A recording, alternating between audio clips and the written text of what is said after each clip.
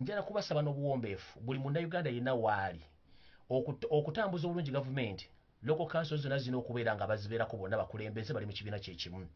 Njala kubasaba n'obuwombeefu buli munnayuganda yenna waali please londa ewali ambolera ku Mande, ewali kansala ewali chairman LC Fili please mulonde bantu ba ambolera bokka. Omuntu atali wa ambolera please tutegana. Twetaaga abantu ba ambolera okuva ku ground mpaka waggulu ku y'omukulembeze mu amaze. Tulinza kubanja victory. So ku Mande, country wide, Uganda wide, tugenda kuba tulonda chairman, tugenda kuba tulonda LC3 chairman ne bakansala bona bakika ku kigombola mu ggwanga lyonna. Please mubukereze enkokola kubanga ntegeddeko nti NRM agenda kukola akakodyo ak'okumobilizing abantu be bajje ku makya balonde, then abanajja late basaba mukaaga bagenda okulonda bakugyewo oba kuwedde bo nga bamaze okuyisa abantu baabwe. Sinakingema nti obbo obululu bayinza okujja nga oludde bamaze okutikinga abantu baabwe, y'ensonga lwaki bakoze obuvuyo buno. So njala bajjukiza nti ekyo kye bayita okweberera mu kumande ku makyanga mwakula ku president ku saa 10:11 mubeere ku bifo walonderwamu tulonde bakyama ne LC3 ne bakansala bonna ku magombola agasanga mu Uganda. Mwebala nnyo bali ddala ekyo ky'omulanga muguulidde bakyama ne LC3 bonna mulonde banopu nga mwakikoze ku bwa MP bwe mwakikoze ku bwa chairman LC5 bakansala bonna na kino mukikole ku LC3 olunaku lw'okumande okulonda kwa kumande ku makya tukere nga tukikoze umbrella throughout tusiige ensi ready n'ensi enyumirwe. Njala tandika n'ekiggula luggi. Mubadde muludde okuwulira ekiggula luggi. Kigenda kubeera mu simple term ne buli gwe kikwatako gwe mba mpadde message njagala agitwale bulungi nga bw'agiwulidde. 1. Waliwo abantu abatasoma byafaayo bya Yoseri Tabasirwa mutabani wa Kalekyeze. Yoseri Tabasirwa mutabani wa Kalekyeze afugidde mu bintu ebitakwatagana ng'empale z'ayambala. 1. Ayagala nnyo okwawulayawula mu bantu ye n'afuga. Ayagala nnyo okwawula mu mawanga ye n'afuga. Ayagala nnyo okukyankalanya ye n'afuga. Ayagala nnyo okukola obuvuyo ye n'abeerawo nga yagenda okumaliriza obuvuyo obwo. Era bw'atandise okukikola naye kuno twabagamba tugenda basomesa ensonga eno nti Museveni oba Yoseri Tabasirwa mutabani wa Kalekyeze aleme bateekamu diversion na kubajja ku miramwa gigenda maaso mu ggwanga. Tukimanyi nti okulonda kwabaddewo era Museveni baamukubye bubi nnyo. Museveni bamukubye mu history tekibangawo. Ebyo byonna bye mulabye bakaane essaawa zino biraba bikala kuba tebamanyi bamukubye flat. Museveni yawedde 25% country wali bamukubye flat. Ekitakkirizibwa mu nsi yonna ne mmateeka okuswaza bati bamuswaziza flat bamukubye flat. Kati ekisooka Museveni right now as I speak Museveni ali mu panic. Ngenda babula gibujjako wansi nkyali ku kiggula luggi. Museveni ekigambo kyasinze okukozesa mu Uganda gifuga abadde akozesa ekigambo kibayita divide and rule ne tribal sentiments z'akozesa. Right now bw'omwalabye njagala kubuuza abantu ba individual okulonda okwabadde tukyali ku kiggula luggi video tennaba tukyali ku kiggula luggi. Mwalabye okulonda okwabaddewo kwonna. Gavumenti ya NRM bagikubye ba ministers almost 26 ne bagwa wansi. Bwe bakubye ne tugenda kubanga as we speak right now nopu yandibadde eyina bame ba parliament abawera 200 plus. Naye Museveni bamusindikira mmesi ne mugamba nti abasajja batukubye akalulu tuyinza n'obutawuza bame ba parliament abawera 200. Museveni n'atowa order ng'omuntu nti mutandika okukyusa results okuva mu north mpaka mu east. Nkiddamu bakyuse results ezavudde mu kulonda eri bambe ba parliament n'ezze zennyini bazikyuse. Kyenva mulaba nti okuva eggulu mu north okuyingira east jago mu Buganda wano wasembyeyo Kayunga results zakyuse nenga zakyukidde ku gun point. Iyo message yayisiddwa bambe ba parliament bona basinga omunja banopu mu Busoga region bababye nga ate badde bawangudde. Mu east eri waggulu bonna bababye ate nga badde bawangudde. Bwe tugenda mu north yonna gikwasaganya yonna bababye ate nga badde bawangudde ne bakyusa ne results. Kati wano bwe tugenda okgenda ewali ekinyuso ekituufu kiri luddawo. Museveni atandise okuleeta obuzeebwe obukadde nga buyingiza mu Bannayuganda naye nga Bannayuganda babuleetamu twabukadda. Njala mbabuuze lwaki mulowooza nti abantu ba individual Bannayuganda bo tebannayogera kigambo kyonna ekiyitibwa tribal settlements oba okusosola tebannakyogera kubanga bo bakimanyi nti okulonda kwadde kulina okubeerawo. Naye era akozesa abo bamemba parliament ng'ate baminisita ne ba RDC n'abantu babakadde okutandika okufumba ebiboozeboozi ebyo nti wazzeewo tribalism waliwo okusosola mu mawanga okulonda okwabaddewo. Njala tegeeza abantu abamu nga minisita Esther Mbayo. Mama Esther Mbayo minisita wa Museveni wagenze n'okola statement nti okulonda abaganda bakutaddemu tribalism. Njala kubuuza Mama Esther Mbayo, gwe mu Busoga ne Buganda ani asinga ebizibu mu region zino zonna? Busoga ogikoledde ki? If I may ask.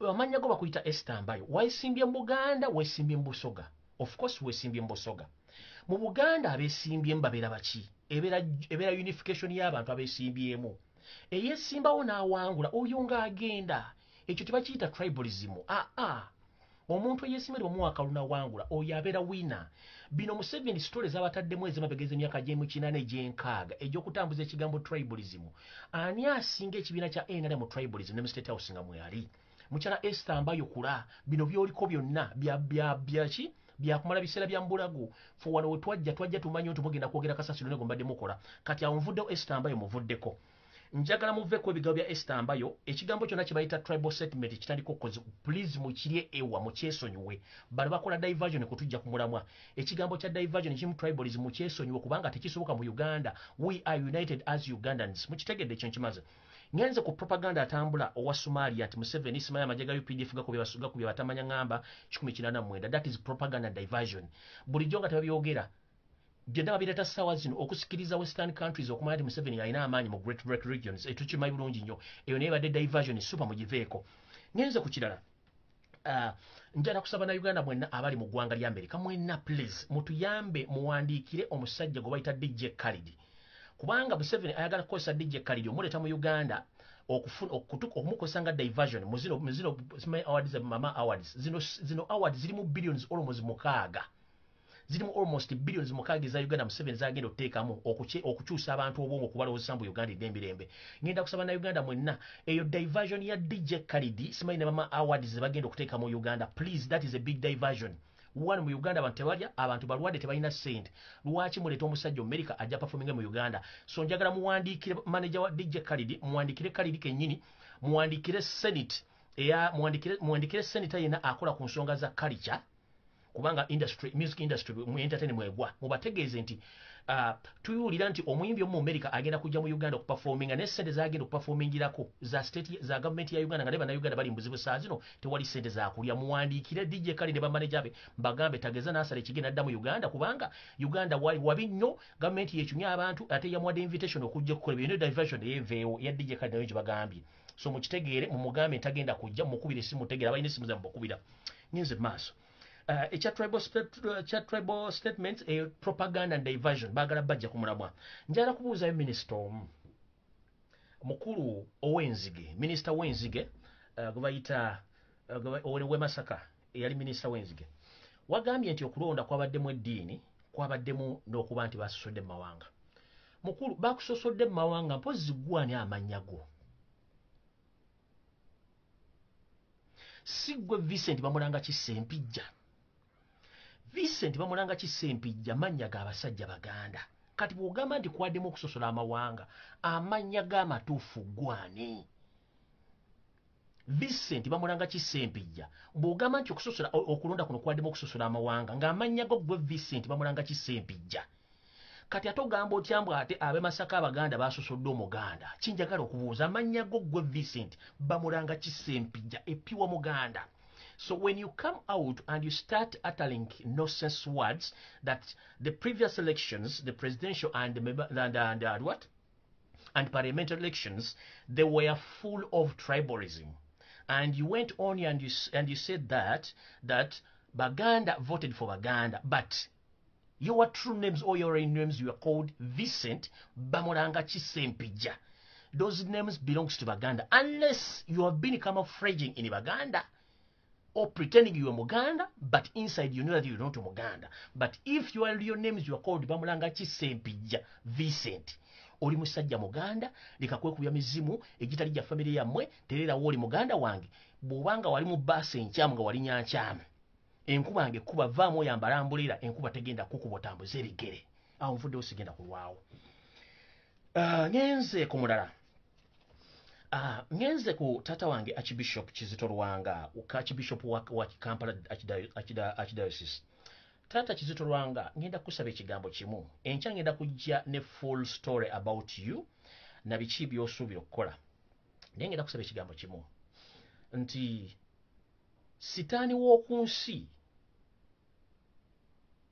takwambala n'akujja ku bikolwa ebyakujja mu buto ng'oli musosodoti n'okutuuka kati ng'okyaweerezebwa Katonda kubanga tukizudde gwe ku muntu abagenda baluzinga credibility mu public nti simanyi lwaki ennaku zino oli nnyo voko mu society ng'oyogera nnyo ebintu ebitakwatagana naddala ku by'obufuzi ngera kubuuza ebibuuzo bibiri bwe biti ndyoke nkuddira olunaku lw'enkya taata wavuddeyo n'ogamba nti Robert Kyagulanyi Ssentamu akkirize Museveni amwetondere ebikolwa bye yakoze biggwe njagala kubuuza oba Robert Kyagulanyi Ssentamu asonyiwe Museveni ebikolwa bye yakoze biggwe mukama wange njagala kubuuza ebibuuzo biri simply Archbishop wa Kampala Sepidani Kizito Lwanga Kyagulanyi Ssentamu alina amagye Kyagulanyi Ssentamu alina ekkomera Kyagulanyi Ssentamu alina kooti Kyagulanyi Ssentamu yawamba abantu oba Kyagulanyi Ssentamu yatta abantu nedda si yabatta omuntu gwe wandisindikidde message yandibadde Yosef Tabasiro mutani wa Karekezi n'omugamba mukulu Yosef Tabasiro mutani wa Karekezi lekera okuwamba abaana ba Uganda lekera okutta bannayuganda mulekerawo okwenyigira mu by'obufuzi ebitali by'amazima na bwenkanya ate mulekerawo okukozesa ebigambo ebitiisatiisa n'okugezaako okuteeka obunkeeke mu bannayuganda kyekigambo kyewandikozesezza Robert Kyagulanyi Ssentamu talina statement gy'agenda kukola mbu yeetondera Museveni oba Museveni yeetondera Museveni enseddemu emirembe no Robert Kyagulanyi Ssentamu si yaleese obutabanguko mu Uganda obutabanguko buleekeddwa Museveni kennyini yayina emmundu yayina amakomera yayina amagye yayina buli kimu kati bwe mba nga ntuusa awo kiba kitegeeza ekigula luggi kiwedde kati video etandise sharing a video ekigula luggi kiwedde video etandise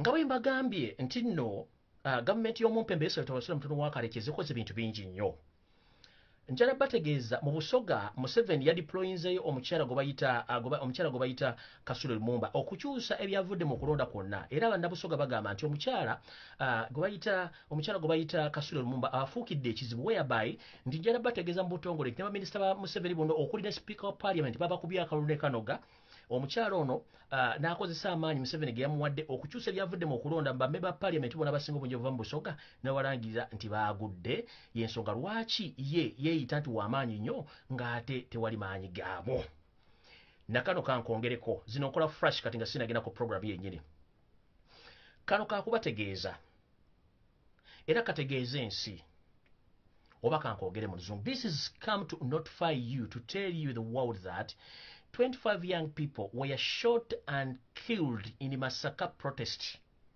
But no media, whatever, has come out to report such death. It's only a little baby who died that was reported. Those guys are willing and capable of killing anyone passing threat to their bloodshed government.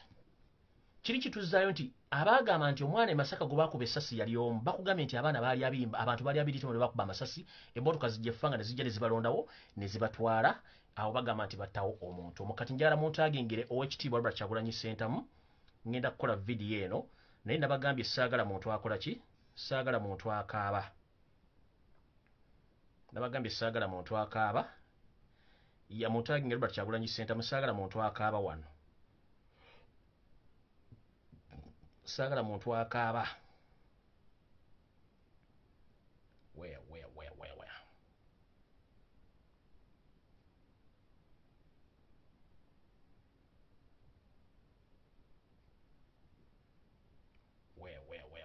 a minute please saagala muntu akaaba wegenda wano kuba video kategenda tandika bulungi nnyo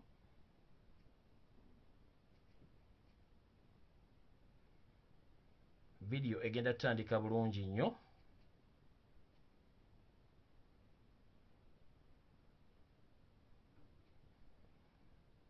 a minute please okay kati video etandise njagala nga nenna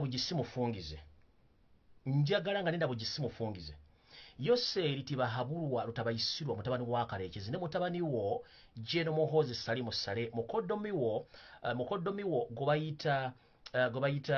mukoddomiwo ene yesimbye kuba president Henry Tumukunde ne family yammwe mulekerawo okuzannya old politics ne tactics enkadde nnyo n'okuteeka obulamu bw'Abannayuganda mu matigga mulina omuzannyo gwe muzannya olwaleero mu maka ga Kyagulanyi njagala kukuba expose nga mutegeere saagala mujjeko vidiyo eno njagala buli muntu akwate screen ye oba olina iPhone oba Samsung okole kye tuyita screen recording o recording message eno njagala egende publicly worldwide ensi etegere Museveni kyapulanigira Robert Kyagulanyi Ssentamu today tomorrow ne next week kye bagenda okukola eno information eri crucial nnyo naye njagala tandika bwenti Yosef Tabasula mutanu wa Karekyezi n'ebitongole by'okwenda bigezezzaako nnyo okusafiya mu bannayuganda nga mulimu ne Robert Kyagulanyi Ssentamu ne balemwa bagezezzaako n'omusibira mu maka nga mwakirebye era ne kirema kye baakoze kiri bwe kiti Museveni yaddidde n'awamba amaka ga Robert Kyagulanyi Ssentamu munda n'ebweru n'awambiramu n'olusuku lw'emmere mu kuwamba olusuku n'amaka ga Robert Kyagulanyi Ssentamu yamulekeddewo maka ge gokka ewasigadde wonna baawambyewo naye nga ebikolwa bye bakola wano bintu bikyamu nnyo njala Bakaaba Museveni olwaleero oba bakikoze jjo oba olwaleero bapulaaninga okussa ebintu bino wammanga mu lusuku lwa Kyagulanyi bapulaaninga okuteekamu emirambo 3 egy'abaana abafu bagiteeke mu plantation ya Robert Kyagulanyi Ssentamu bagiteekemu nga balina ebataddemu okulumiza Robert Kyagulanyi Ssentamu nti yatta abantu bano era okumulumiriza nti baagala mukwata Museveni ali willing wiiki eno okuyita bandamawulire ab'ensi yonna wepo ne bannayuganda abasaka amawulire okubalaga Robert Kyagulanyi Ssentamu yatta abantu n'abaziika mu bitooke bye muno nno ekyennaku ekisinga okukwasa ennaku mu bantu bano abasatu abaziikibwa oba bagenda okuziikibwa Robert Kyagulanyi Ssentamu amaze kuba baziikiddwawo mulimu muganda waffe ono mulimu Selector Devi njala babikira bannayuganda Selector Devi mufu Selector Devi baamusse era y'omu ku bantu abaziikiddwa mu bitooke bya Robert Kyagulanyi Ssentamu oyo Selector Devi mwena gumumanyi Selector Devi baamusse yoyo Selector Devi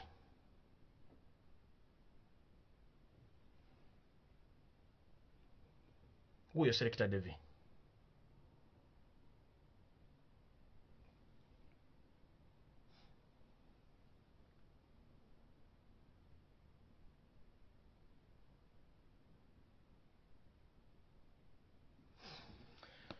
Selector Devi bamukwata which lwebateeka Robert Kyagulanyi Ssentamu under house arrest olw'okuba nti bali bamaze okukola search n'okumanya Selector Devi waasula ne balumulumba makaage Selector Devi ne bamukwata ne batwala Selector Devi mu drone ne bamuba nnyo bamukuba ekigala ky'emmundu ku mutwe ne bamutwala nga embeera yesse ennungi Selector Devi bwe yatuuka eyo gye bamutuusa embeera n'ebambi naye kye baakola eky'obukambwe ennyo kwe kuddira omugenzi Selector Devi ne bamugyamu n'amaaso ne bagasokoolamu ng'amaze omutta mu nkola y'emu ey'ekitujju bano baafuna emirambo emirala 2 gye bagenda okugatta gye bagenda okuziika Robert Kyagulanyi Ssentamu mu plantation y'amatooke okutandika okukola obuvuyo bwonna obugenda okulaga Robert Kyagulanyi Ssentamu nti yatta abantu bano era to prove this okubalaga nti bagenda kikola era bakikoze n'emirambo weegiri balinda media okujja kye bakoze kikino mujjukira olunaku Robert Kyagulanyi Ssentamu lwe yavenda Lufeenya ng'alina essaati eziriko omusaayi poliisi ne SFC bajjako Robert Kyagulanyi Ssentamu essaati emu ne bagimutwalako Robert Kyagulanyi Ssentamu teyamanya papas lwaki batwala essaati eno baali bafumba case oba omusango mu musango ogwo baali bafumba mwe battidde Selector Devi n'emirambo 2 emirala bagireete nga bagenda kukozesa essaati eno ogimplicatinga ku mirambo gino nga bagenda giteeka ku mulambo kuba already emirambo gino giyinza okuba nga miziika okusinziira ku movements zetwala okusitandika yesterday nga tukosa drone zaffe ng'emirambo gino bagenda giteekako omusaayi guno ogwali ku ssaati ya Robert Kyagulanyi Ssentamu babe nga aba forensics bwe bajja okukola DNA test nga essaati eno gye basanga ku mulambo gwa Selector Devi oba ku muntu omulala yonna egenda kuba emakinga n'omusaayi gwa Robert Kyagulanyi Ssentamu bwe baba bazikula emirambo gino balyoke bateeka Robert Kyagulanyi Ssentamu omusango gw'obutemu okuba nti yatta abantu bano kino bakikoze okwagala okuleeta Robert Kyagulanyi Ssentamu mu public nti yasiba mukwate bamucharging omusango gwa murder. This is so sad that Yosero Tabasulwa, the son of Karekyezi, he's running out of ideas. Right now as we speak,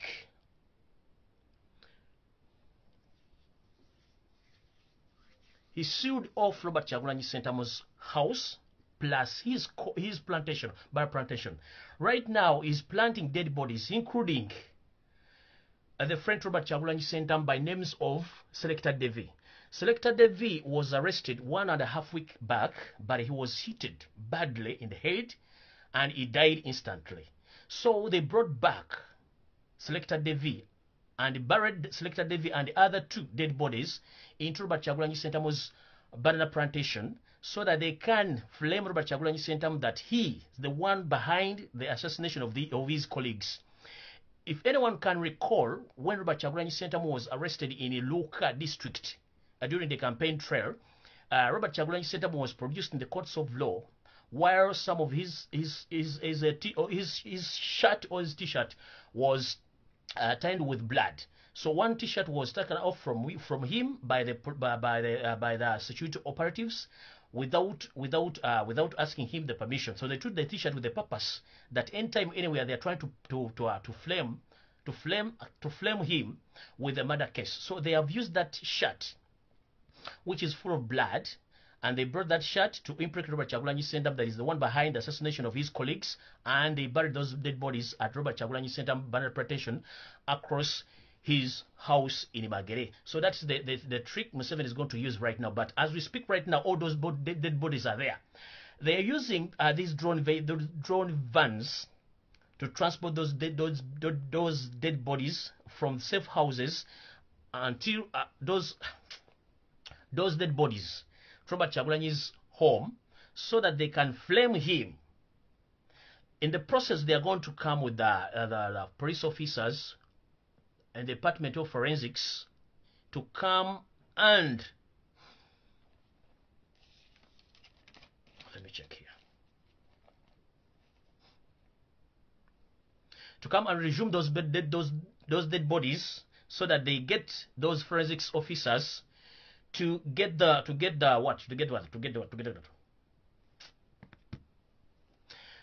evidence which can be implicated Robert Kyagulanyi Ssentamu that he was behind of the assassination of his colleagues, which mission was done by the State House, SFC, and police officers. And fun enough, even the police spokesperson, even the army spokesperson, they know this mission, that there is a plot of blackmailing Robert Kyagulanyi Ssentamu, that he murdered his colleagues. Whereby, don't be surprised if a certain gentleman who claimed to be knowing Robert Kyagulanyi Ssentamu some time back, when he came out on media, he claimed that he knows Robert Kyagulanyi Ssentamu, and he was behind in the assistance of assisting Robert Kyagulanyi Ssentamu in murdering people during his stay with him during his stay with Bobby Wine in Busabala Beach. You remember that gentleman? He came out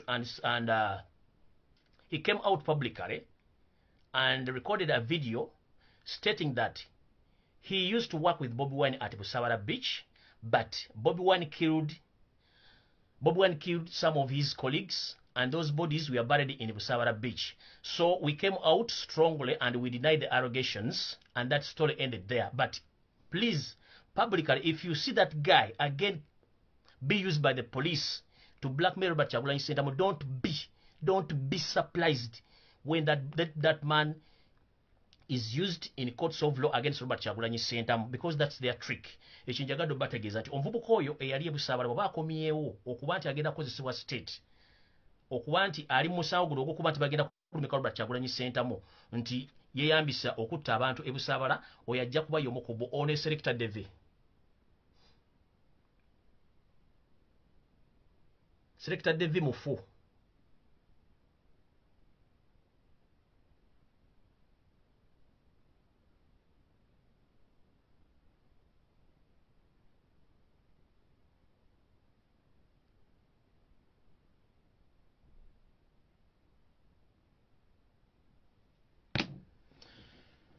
Sina bingi bingenda bagamba. Selector Devi mufu n'emirambo ebiri gibatadde wa Robert Kyagulanyi Ssentamu mu koweri erimu. Government era planinga mu matooke genyiri mu ssamba y'amatooke omwo era okuteekamu emmundu ezisukka mu 10 ozindicatinga muntu Robert Kyagulanyi Ssentamu abadde adiringa ng'era bapulaninga okuteekawo ekibinja ky'abayeekera nga n'emmundu bazirina. Mu kino bakola batya? Balina bannaffe abalala abali makomera be bacunya okubakkiriza okujja okuwa obujulizi ku Robert Kyagulanyi Ssentamu nti babadde bali mu bikolwa bino. Naye nga babakkiriza batya okujja okuwa obujulizi mu nsonga eno? Bakwata abaana bano ne babacunya, babasiiba bloka ku busajja, ne babasalako ne babakumako omuliro.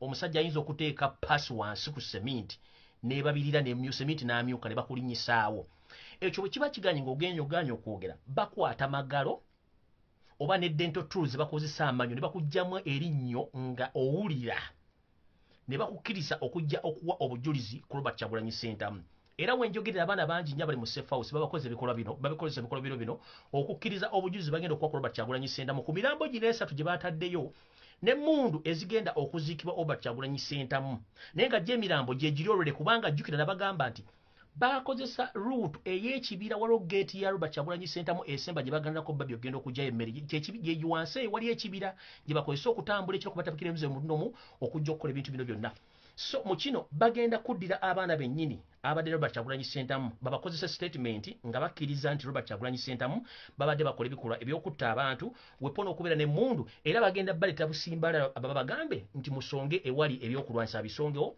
basonge n'ewali amalalo b'entana ze baaziiseemu abantu nga mulimu essaati eri gye mbagambye Robert Kyagulanyi Ssentamu gye bamuggyako mu kkooti nga bali bakyali e Nalufeenya ngenze mu maaso bino byonna bagezaako nnyo okuforcinga abaana bano okujja okuwa obujulizi ku Robert Kyagulanyi Ssentamu nga bagezaako mu blackmailinga naye still kikyagaanye naye ng'abaana bano bo we bali olwedde baatidde dda babakoze kye baagala kino bakikoze okugezaako okuteeka Robert Kyagulanyi Ssentamu bamwagala naye njagadde oba information eno kino kiveewo kubanga nabagamba buli muntu aliwa Robert Kyagulanyi Ssentamu ng'oliwo byekwerinda bakulaba movements zo ne kyemugenda okukola bakiraba na buli kimu kyemugenda okulaba bakiraba kino kimutegeeza nti mutegeera nti babalaba abantu babalaba bulungi nnyo era movements zammwe baziraba naye mwegendereze nnyo ebintu bimukola kubanga mwandifuna obuzibu okusinga ku mwe mulowooza njala bategeeza Robert Kyagulanyi Ssentamu twogera baziiseeyo emirambo esatu n'ebika by'emmundu bitamanyikiddwa nti ne mu compound ye eri ewasembe wali era situlo emmere nayo bandibanga balina omuntu gwe baziiseeyo owookuna so nga bo baagala kujja kuraidinga n'amagye ne poliisi nga bazze n'obujulizi bwa obufumbirire babuteeke balumisa Robert Kyagulanyi Ssentamu nti yakoze ekizibu kino ngenze maaso kino nno tekigenda kukoma ku Robert Kyagulanyi Ssentamu kigenda kukoma ku bantu bano wammanga era njagala mumbuli nabagamba wano nembagamba buli omanyi nti oli mukulembeze wa Nuupu nga wawangudde ekifo kyonna okubeera member wa parliament chairman wa LC5 kansala wa LC5 muwulize bulungi nnyo nabagamba mulekera okucelebratinga mwagana mukya celebratinga nembagamba mulekera ogenda ku TV okubajja ku interview mukyagenda nembagamba mulekera okulya ku buli pate mukyalya ku pate nembagamba mulekera okuzunga nga batalina program mukyaganye mukyazunga kati mumpulirize bulungi Museveni apulaninga obutakkiriza namba yonna eyawangula ku Nuupu kubayingira mu parliament abamu bagenda baframinga abalala bagenda bba obutwa abalala bagenda batta naye ku bantu bagenda oframinga emisango egyefaananyizaako egya Robert Kyagulanyi Ssentamu be bantu wano wammanga mumpulirize kuliko owekitiibwa Mildred Lubega Sseggona ono munnamateeka ate ng'akiikira Busiro ey'Amaserengeta bagenda kukola ekintu kimu bagenda okukola Robert Kyagulanyi Ssentamu wegendereze nnyo mu compound yo oba olusuku lw'olina ewuwo oba ku faamu yo yonna gy'olina etamanyikiddwa bo nga bagimanyi bagenda kukola ebikolwa bino omukulu Mathias Mpuuga akiikira ekibuga ky'e Masaka owekitiibwa Mathias Mpuuga bagenda kukola ekikolwa kye kimu kye bakoze Mukama Robert Kyagulanyi Ssentamu naawe kebera mu bintu byo mu makaago oba kebera mu bimu ku faamu zo z'olina bayinza okujja okukola ekintu kyo kimu Segirinya Muhammadi ow'e Kawempe Segirinya Muhammadi nkulabudde emirundi egisinga obungi ne Segirinya ogaanye okuwulira Segirinya muganda wange ensinga bw'ogiraba abantu b'osinikira amannyo munnange amannyo bakusekerako ga kitundu Segirinya nakugamba mu vidiyo ne munnange oyinza obutalayira naye oyinza okugaa nti Lumbuye mulaguzi ne Segirinya kendeeza okugenda ku TV Segirinya bagenda kuwa obutwa Segirinya bagenda kukuba eryasoba okutega accident ne Segirinya ogaanye okuwulira oba olina urban excitement Katonda yamanyi Segirinya wumulako bere waka mind your own business mulizootinge ku ngeri gye mugenda okununa mu Robert Kyagulanyi Ssentamu ne Victoria President ebintu by'okwemulisa ono akuyise ono Robert Kyagulanyi Ssentamu ali mu maka gali isolated mwe muli mu kucelebrating abasinga obungi ne muganda Segirinya Muhammad ne banno Segirinya tuulako ewaka Segirinya tuulako ewaka nze nkulumirirwako nga muganda otukulidde mu ghetto otherwise bw'otakyusaamu eyakola ejja kuba esiridde nze nkubuulidde oba olina mputtu oba malala oba ban excitement kyali wange balowooza nnyirako bayeekera gwe bagenda kuwa interview ekijja okuwesa interview genda obuze buseyi kyajja kubuulira gyajja obutwa nkubuulira genda obuze buseyi gyajja obutwa abakujja ku interview tekuli wadde ja kuwona ekikumi genda mu parliament kwesimba abadde Robert Kyagulanyi Ssentamu mwali isolated mwali badde mutuula kati nga elected members abamember ba parliament chairman of the council ne munoonya solution engeri gye mugenda okuteekawo force omukulembeze waffe okula nti bamuta ne buli omu ali ku lwenze ngende eri ngende no please mutuuleko wansi mumanye nti singa Robert Kyagulanyi Ssentamu mwali badde temuli womuli mwenna eno is just a general message please all elected NUP members mostly MPs district chairpersons, all LC5 councillors, please get together as new elected leaders of NUP. Gather, share ideas, the way how to force Museveni's government to release Robert Kyagulanyi Ssentamu and to reclaim our victory. Rather than celebrating or moving or rotating around, because soon or later you are the main target. Museveni is planning to eliminate one by one. Please stay warned and stay where you are. Just gather together and plan for the next plan to rescue Kyagulanyi Ssentamu and to reclaim our victory. Ekyo kyo kibagambye. Omulago bagenda okukola ekintu kino mbagambye yewe kitiibwa Mathias Mpuuga. Mama Meya we Masaka omulonde Florence Namayanja. Mama Namayanja nawe wegendereze oli ku lukala luno. N'abantu mwenna abakulembeze aba LC5 ne balira bonna ba NUP namwe mwegendeze kintu bagenda kibakola mukitegeere bulungi bagenda kibakola nyenze maaso muntagi ngiro sero tabasira mutano wa Karekezi Yosero tabasira mutano wa Karekezi mubadde ne meeting olwaleero mu State House Nakasero ne bifunga sinagenda mu State House Nakasero Museveni ensi za Africa ziganye okurecognize nga kyekisooka Europe eganye okurecognizing kyokubiri. America eganye okurecognizing. UN eganye okurecognizing. Bakugamba ekigambo kimu. You are not the official elected president of Uganda. You rigged the elections. Ekyo kimanyi. UN yakubidde essimu. Ne kugamba. We are not ready to support you in any way. Either security wise, financially, we are not going to support you because we know the elected person is Robert Kyagulanyi Ssentamu. Either you hand over power to him or we are out of your negotiations. Esimu wajifunye lunaku lwajjo. Nobeera mu panic. The same day, Robert Kyagulanyi Ssentamu came out publicly and gave a very warming speech to the public, which went on record. Tewali munda Uganda mu record yali akozeeko live negenda mbantu akakadde taliyo. Kubanga omwami ono bamanyi mu nsi yonna yawangu era president abantu balabye video eno mu nsi yonna ne bagira bagamba wow Museveni kino ekintu kyakujje mu mbeera olunaku lwajjo wadde wakafirisivinga essimu okuva mu UN nga bakugambye you are not recognized as elected president of Uganda kuba Uganda bayogera nti balonze omukulembeze wabwe mpya Robert Kyagulanyi Ssentamu UN yakigambye America essimu ya America sinagitegeera yakubidde kubanga bibyo nga gwo omuntu naye yagambye ekigambo kikimu tekyawukana kona kya UN Buwavudda onalaba speaker Robert Kyagulanyi Ssentamu Janet yagambye omwadde mutudde nagamba sisobola kulaba speech ya Robert Kyagulanyi Ssentamu gijjeeko ne babagamba no katulabe Robert Kyagulanyi Ssentamu kikyayogera era ne muwuliriza speech bulungi nnyo Museveni osobola okubulya osobola okulya public kyekyakutuuseeko after receiving the call from UN and after watching Robert Kyagulanyi Ssentamu speech yesterday what happened to you wafunye pressure ne sukali ne zikubira immediately bakuyodde obuyozi okutwala mu kasenge kwaliwo ne bakuteeka kaka inchi kakafaliso inchi 2 era nakati toli bulungi mu mbeera okuba nti sukali ne pressure zalinye after Robert Kyagulanyi Ssentamu amaze okukola speech yabadde marvelous UN ekubidde essimu n'Amerika ekugambye nti byoliko tetubitegeera ekyo ng'okivuddeko oli mu shock omugenzi oba no ng'oli mu shock awusoko simbe wakati okimanyi bulungi nnyo nti buli muntu yonna gye wayite yakuwa amaanyi ag'emisambwa n'emizimu gwe tomanyi lwaki abantu bano bavuddewo era tomanyi lwaki bakudduseko one omukazi gwakozesa nga mu State House eyayitanga Mumbejja Bwanga yakuddukako kubanga emizimu gyafuluka ono gwe bayita Sylvia Mukandoni yali akufera mbw alina ebyobuwangwa nendo tabangako musawo muganda yakufera ba yakuguza serigendo banje sente zo Sylvia namutere yita mama fina tabangako musawo muganda tabenako wadde empewo ennyimpi kubanga tali recognized omuntu mu Uganda yali omuganda yamanyikiddwako empewo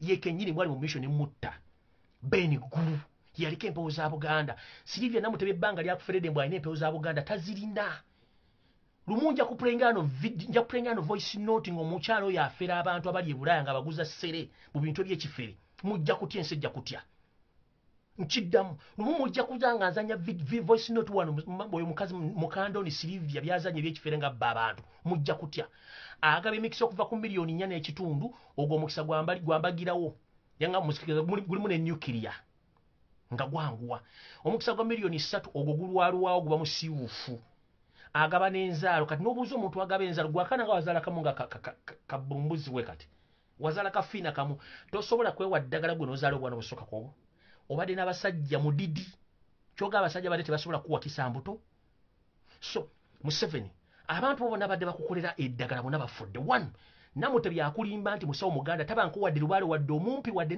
n'akamuuyu mufere kubanga omuntu yali omutufu yali empeoza Buganda yali Kateebe ne mugoba iyo program jajiddamu encha owokubi yali Bene Gulu omusawo yali kyamano basa Baganda bonna mu Uganda bwe kayine mukolo okujjukuji ne mafina ne mujjawo ne mulyoka muleeta ono mama fino mufere ne mugenda muleta ne kulannama ne simubbi mulwadde ne muleta ne kabona Jumbe yali agenza okufera abantu b'ebusoga agenda kwefula bujjagaali nga tekisoboka emisambwa gya busoga mirala nnyo gya bujjagaali si gya Buganda kabona Jumba gwe kennyini bakuwasa buwasa omusajja bakuwasa bati atosobola kubeezawo makaago tolina akuwadde mpona oli mufere mutunda sere ku makubo n'emmumbu ez'ekisiru muli mu kubba bantu abasa tumaze bakutegeeza bulungi ti bonna bo banja sente ziba bazikuwe kuba tebalina kye basobola kukola nothing they can do tebalina kye basobola kukola tuzze ku bwanga yakudduka ku emizimu gikyuse ekyo ne kigenda omusawo omunyarwanda eyali abeera eggaluga era naye yali akusamirira amanya gagenze I can't recall the name right now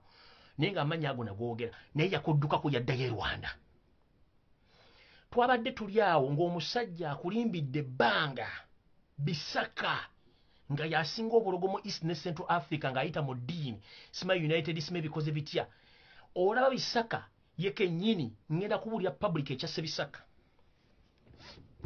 Bisaka yagamba Museveni don't worry about this boy but Kyagulanyi Ssentamu I will handle him because all my powers belongs to me and you Kyagulanyi nobody Ssentamu can't defeat you and can't gather even 1,000 people on a certain rally Bisaka we yagamba nkimanyi olaba Museveni kuliko you are watching Bisaka we yagamba ekigambo kino you are well contented n'omuwase n'omwana security but like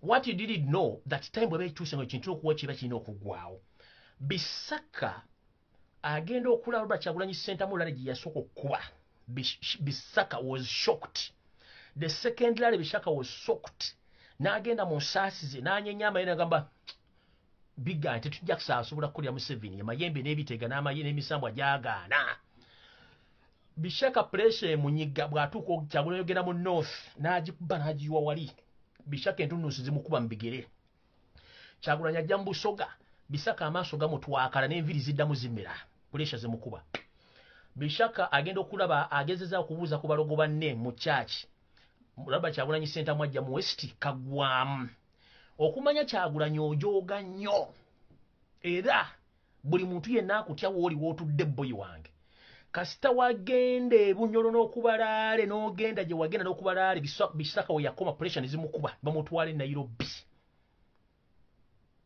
Nairobi bagatebiso okutuusa gye yafiiridde gye batayagala kwogera Bisaka yafudde lwa pressure Robert Kyagulanyi Ssentamu olw'okuba nti yalemba Museveni nti emisambo agigenda kulemesa Robert Kyagulanyi Ssentamu okufuna obululu yali afunye mu Uganda Bisaka n'afa pressure yafudde pressure tokyalinawo mulogo wadde n'ogu nekisooka Bisaka yafudde omusawo munyarwanda abadde akola emizimu gyo yafudde bano mafiira bonna bafere bakola tewakyali gw'olina kulaba tokyalina gw'osobola kulaba bwanga naye yakuddukako tokyalina ky'olina kulaba kati bubanga kati ku nsonga ya Bisaka nga ngiwummuzaawo Kyagulanyi oli w'amaanyi olaba otta emisamba nga togikutte nako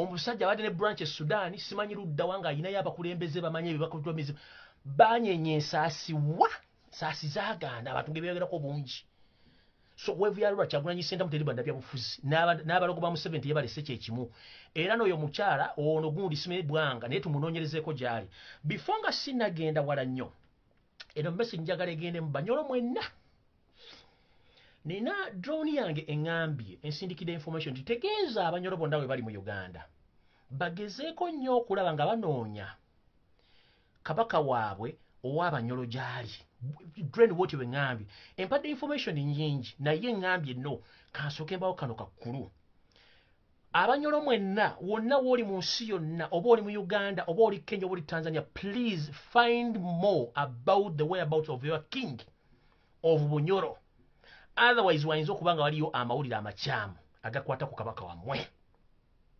Museveni alina system emu bwatta tageti ye asilensinga bonna bamuliraanye n'abasilensinga n'abajjawo so silence eri mu bwakabaka bwa Bunyoro whereabouts za kabaka wa Bunyoro alaminga so ngambye Abanyoro mwenna mugende mutandika okunoonya ewali kabaka wammwe gyali otherwise drowning gisindisezeeyo ekuŋŋaanya amawulire naye nnyinza obbaletera amawulire nga si malungi okusinziira ku drowning kye ŋŋambye nnyinza obbaletera amawulire nga si malungi naye nkyabawadde omukisa mugende munoonyereze kabaka wammwe gyali currently otherwise amawulire si malungi aga drone y'owa kabaka wa Bunyoro wengakomeza mugende Abanyoro mwenoonyeze Bunyoro kitala kingdom buli omu gyali Omunyoro noonyeza kabaka waali otherwise system agitegedde wano wengendo ogambira omumpembe oba taata waffe ow'ekitiibwa Sepiriano Kizitolwanga Archbishop wa Kampala Museveni ngafa abamusomero tumumanya Museveni akolera munda alinga nvunza Museveni alinga siriimu ayingira mu ssayo omala muteeka microscope n'omunyola bwoti n'omwetegereza enkola ye bw'otamala mwetegereza nnyo tosobola mutegeera fe abategeera tutegeera taata waffe Archbishop Dungu awumulidde e Masaka olwaleero no Archbishop awumulidde e Masaka olwaleero baziise taata waffe Mukama akuwummuze mirembe naye ofudde n'ennyiike ku mutima ennyiike eri etya ennyiike eno Ekereziya ya Uganda yamanya nti wafa ewiiki namba emabega Kereziya n'esirika eddwaliro ne lisirika ne bakubikanga enkoko y'omutamiivu kubanga omutamiivu omwenge gumuggwerako wagamba enkoko yange erudda wangi nywemu supu nsobola okuvaako hangover eyo gye bayita Musevenirism mekanirizimu ye gy'akozesa amawulire g'Ebunyoro nga bwe gabagambye ye system kati etambula abantu baffa Museveni n'amyutinga media piu n'amyutinga community piu n'amyutinga family piu n'amyutinga police be piu n'amyutinga media be piu nga teri muntu ayogera ye olunaku lwasazeewo okugjayo omuntu tageti ye nti yafudde ng'amugjeyo ng'amuteekaawo nga musansabagalamu ewiiki naye ng'ekyo kiwedde yamaze okkiisa oyo gwe bayita Museveni do you copy Museveni nvunza Museveni kawuka kasiriimu kabeeramu olina okubeera ne microscope okanoonya bwoti n'okeetegereza n'okazoominga okafuna okumanya enkola yaako kati abatannamanya kawuka kano temujja kategeera okumanya siriimu ono aluma siriimu yasirikisa Catholic Church bwe ne basirika ne basirisa media bwe ne bagisirisa ne basirisa family bwe ne bagisirisa ne basirisa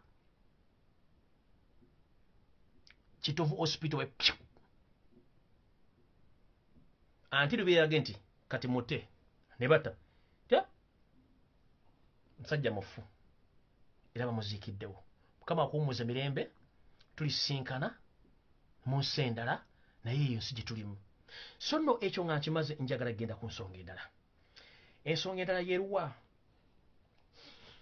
Museveni olunaku lwajjo olunaku lwaleero obadde ne meeting gy'obadde nayo mubaddemu meeting endakasero mubaddemu gwe kennyini Amama Mbabazi Jim Wes Katumbu Amara Museveni kennyini Janet Kembabazi ne Muhoozi Kanyero gaba meeting gyembadde mu State House endakasero kye kibadde mu meeting eno muli mu kusala entoto olw'okuba nti pressure zibatimbye amaaso gabatwakadde embuto zibakuba obugalabi nga gwe bakwatidde mu bwenzi omanyi baba bakwatidde ku muka musajja naye obanga olikanya muligola Moses obulima abwefunza n'olaba nga n'amaaso mu nju mw'oli ng'olinganga ali mu katandaalo akakyamu so Museveni saa zino waatudde njala bagamba kino mukijje ku nze Museveni alinga omusajja gwe bakwatidde mu bwenzi mu njumba y'omusajja ng'omusajja akonkonye tototototo ne bw'obanga obadde bakuyita kafulo mu kkalakata ekiwojjolo jajja n'ogenda mu nnyumba y'omusajja oba omanyi nti omukazi talina musajja oba alina omukazi oba alina omusajja but the moment ng'oli mu process n'olira akonkole bayo ne bw'oba wamize maanyi ga kisajja bye tuyita Viagra obulimmo atomanji bulaga ba pyu era bwesibira omuntu bwa amaaso ne gatandika okutwakaala oba totuyana notandika okutuyana omubiri ne gukogesaawo eyo noonoonya woyita mu kitanda nga tojjaawo n'oyagala ennyumba ekumire nga tesobola kukumira n'oyagala oyite mu baati ennyumba eriko siiringi n'oyagala oyite mu dinisa nga mu dinisa tojjaawo ng'oyinza n'okulaba wali akambe oyinza n'okulaba amafuta ng'osobola okwokya omuntu ajja naye nga you can't manage kati ye Museveni right now is paralyzed.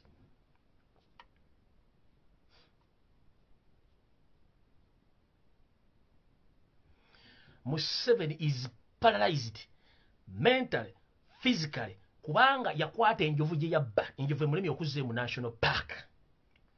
Mu meeting gye babaddemu mubalaba kwekaza batadde amagye wano amagye gabalemeredde okusasula wano. Nabagamba sunu oleta mugenda kulya crossfire between amagye amagwira n'amagye g'Abannayuganda. Crossfire mugenda giwulira ejja. Ate mutandise okuzza amagye nga mugayisa Tanzania ekyo nakyo nekifunye amagye amagwira gatandise okuddayo kubanga ssente ze mwino basasula teziriiwo. Mwawandika abaana ba local defense ne batona mu training ekibalya bali 10 batandise okusasula okubabanja ssente zaabwe teziriiwo mwaba skills.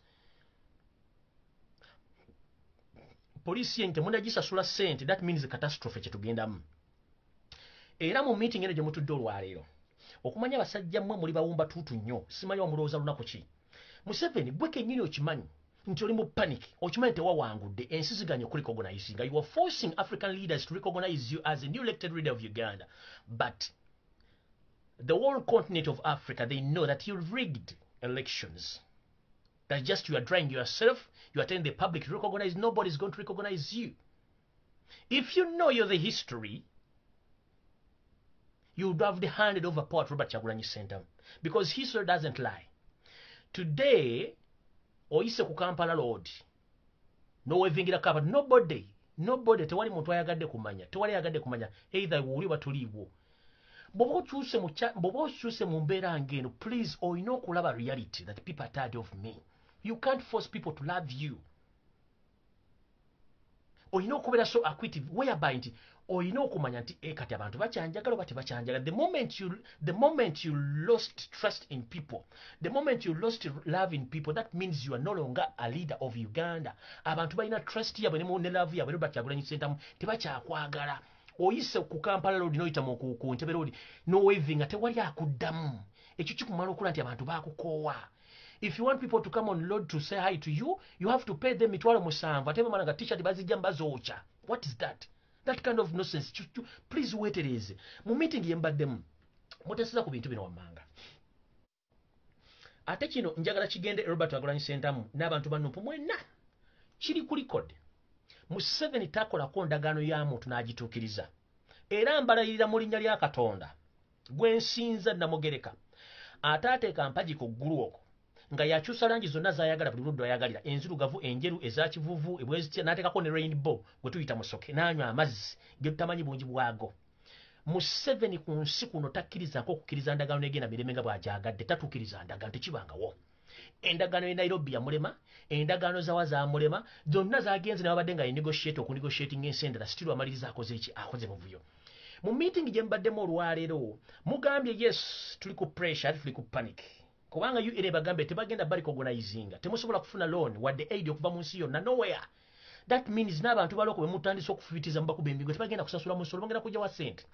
Era kino kigende buli MP gwe balonze chairman of filime ba parliament bwe musiruwala musimu muli mu kujaganya essaawa zino. Uganda terina ddene ekikumi kyegenda basasula muwamme ba parliament chairman of 5 until nga Kyagulanyi president. In fact, let me say it like this.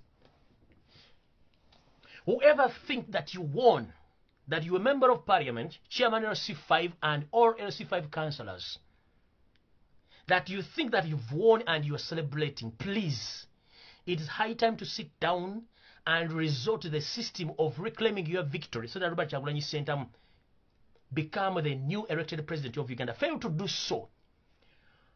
World international bodies, they have not yet recognized your celebrity the side of courageous, including international government, banks, and UN.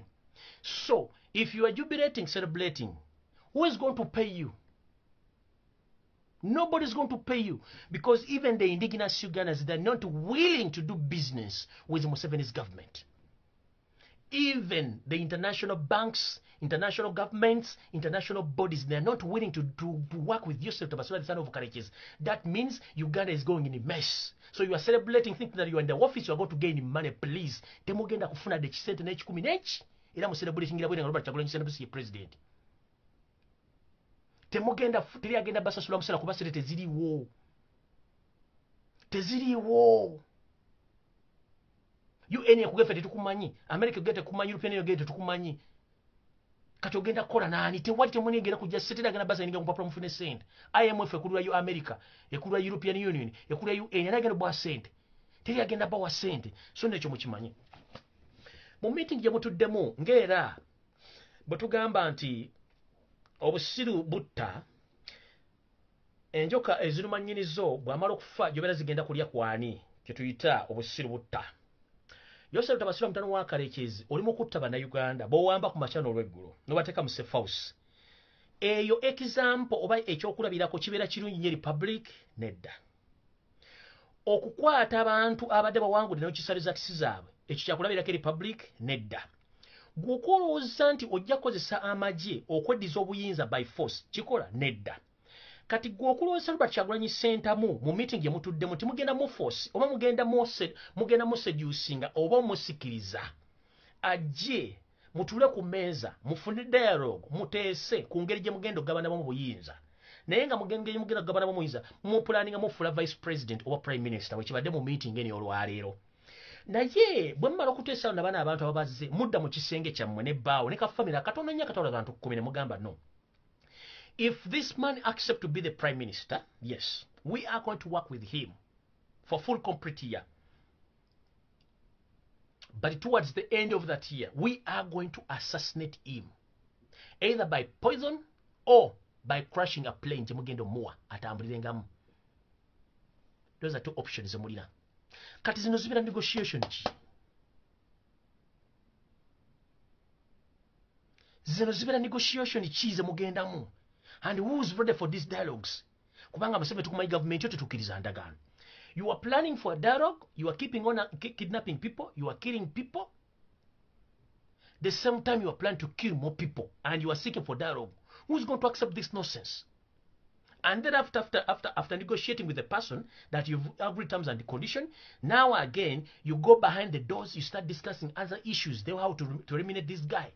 So mu planning is okugana mugenda mu seducing ajje mu vice president or vice president. Thereafter ate mukoleka meeting akaleke mbaddemu mugambe le tugenda ku making sure within the process of 1 year tuba tugenda mujjo tumuwa butwa oba tumuteeke mu nnyonyi nga mwakola Salva Kiir ennyonyi ekurashinga afe nga mutumye ku mission oba oli driver oba pilot wa mugenda tuteeka mu nnyonyi akurashinga ennyonyi afe.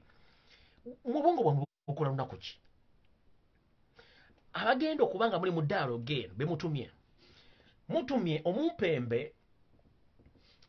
omumpembe mwagala kuyita mu Buganda Kingdom nga mukozesa Charles Peter Mayiga ayogere mukama we Ssaabasajja Kabaka Magulu nnyo Ronald Mutebi w'okubiri mufune meeting Robert Kyagulanyi Ssentamu kuba mumanyi Robert Kyagulanyi Ssentamu asobola okukkiriza nnyo mu Kabaka. But let me inform you this, Mr. President. No, sorry. Let me inform you this, Mr. Joseph Tabasula, the son of Karekezi. As we Ugandans, I'm stating this statement open. As we Ugandans, as we speak right now, we are unstoppable. We are not willing to negotiate with your interim government as we speak right now. We need our victory as Robert Kyagulanyi Ssentamu, the new elected president of Uganda. We are not interested in any dialogue or negotiation. And any plan which I've already got here that you are planning to use His Majesty the Kabaka of Buganda, already Mwenda Mutebi w'okubiri, to negotiate with Robert Kyagulanyi Ssentamu, that one can't work out because His Majesty the Kabaka, he's less concerned about politics. It's you yourself and your cabinet. You wrote it categorically in the Constitution of Uganda that all traditional leaders, they are not supposed to participate in politics. So why do you involve His Majesty the Kabaka of Uganda in practical politics activities? It's you who wrote it in the Constitution that all traditional leaders in Uganda, they are not supposed to participate in politics. How dare you, at the moment, you are in panic. Nobody has recognized you as the president of Uganda. Now you are trying to involve the Kabaka to come as a middleman or a negotiator between you and the person you cheated. You think Robert Kyagulanyi Ssentamu is a fool? All Ugandans, we are fool. We are not fool. It's we who elected Robert Kyagulanyi Ssentamu Bobi Wine in that office. And you occupy that office longer because you cheated. You know that you cheated. So please, of His Majesty Ronald Mwe, or His Majesty Ronald Mwenda Mutebi Wokubiri, or the second, in your dirty politics agreement, he's less concerned because it's you categorically who wrote in the constitution that all traditional leaders are not supposed to participate in any political activities. At this particular moment, why do you involve him in this agreement? Himself is under isolation, monitored by your forces, SFC. You don't allow him to associate with his subjects. You don't allow him to get out of the country. He's nowhere to be seen. And sometime back, like 1 year back, you poisoned him. You wanted to kill him. So now you want him to come back into your trace so that you can hunt him again. Please, that one is not going to work again. Leave all the traditional leaders out of politics. We as Ugandans, it's we who elected Bobi Wine jointly. Don't Baganda, don't Basoga, don't Nyoro, don't Bakonjo, don't Gisu, not the Northerners. All we Ugandans, it's we who voted Robert Kyagulanyi Ssentamu. And our main target is to reclaim our victory. That's all. We don't need any negotiation between your government and your family. We need our victory. That's all. Ekyo nkimaze ngenze ku kirala.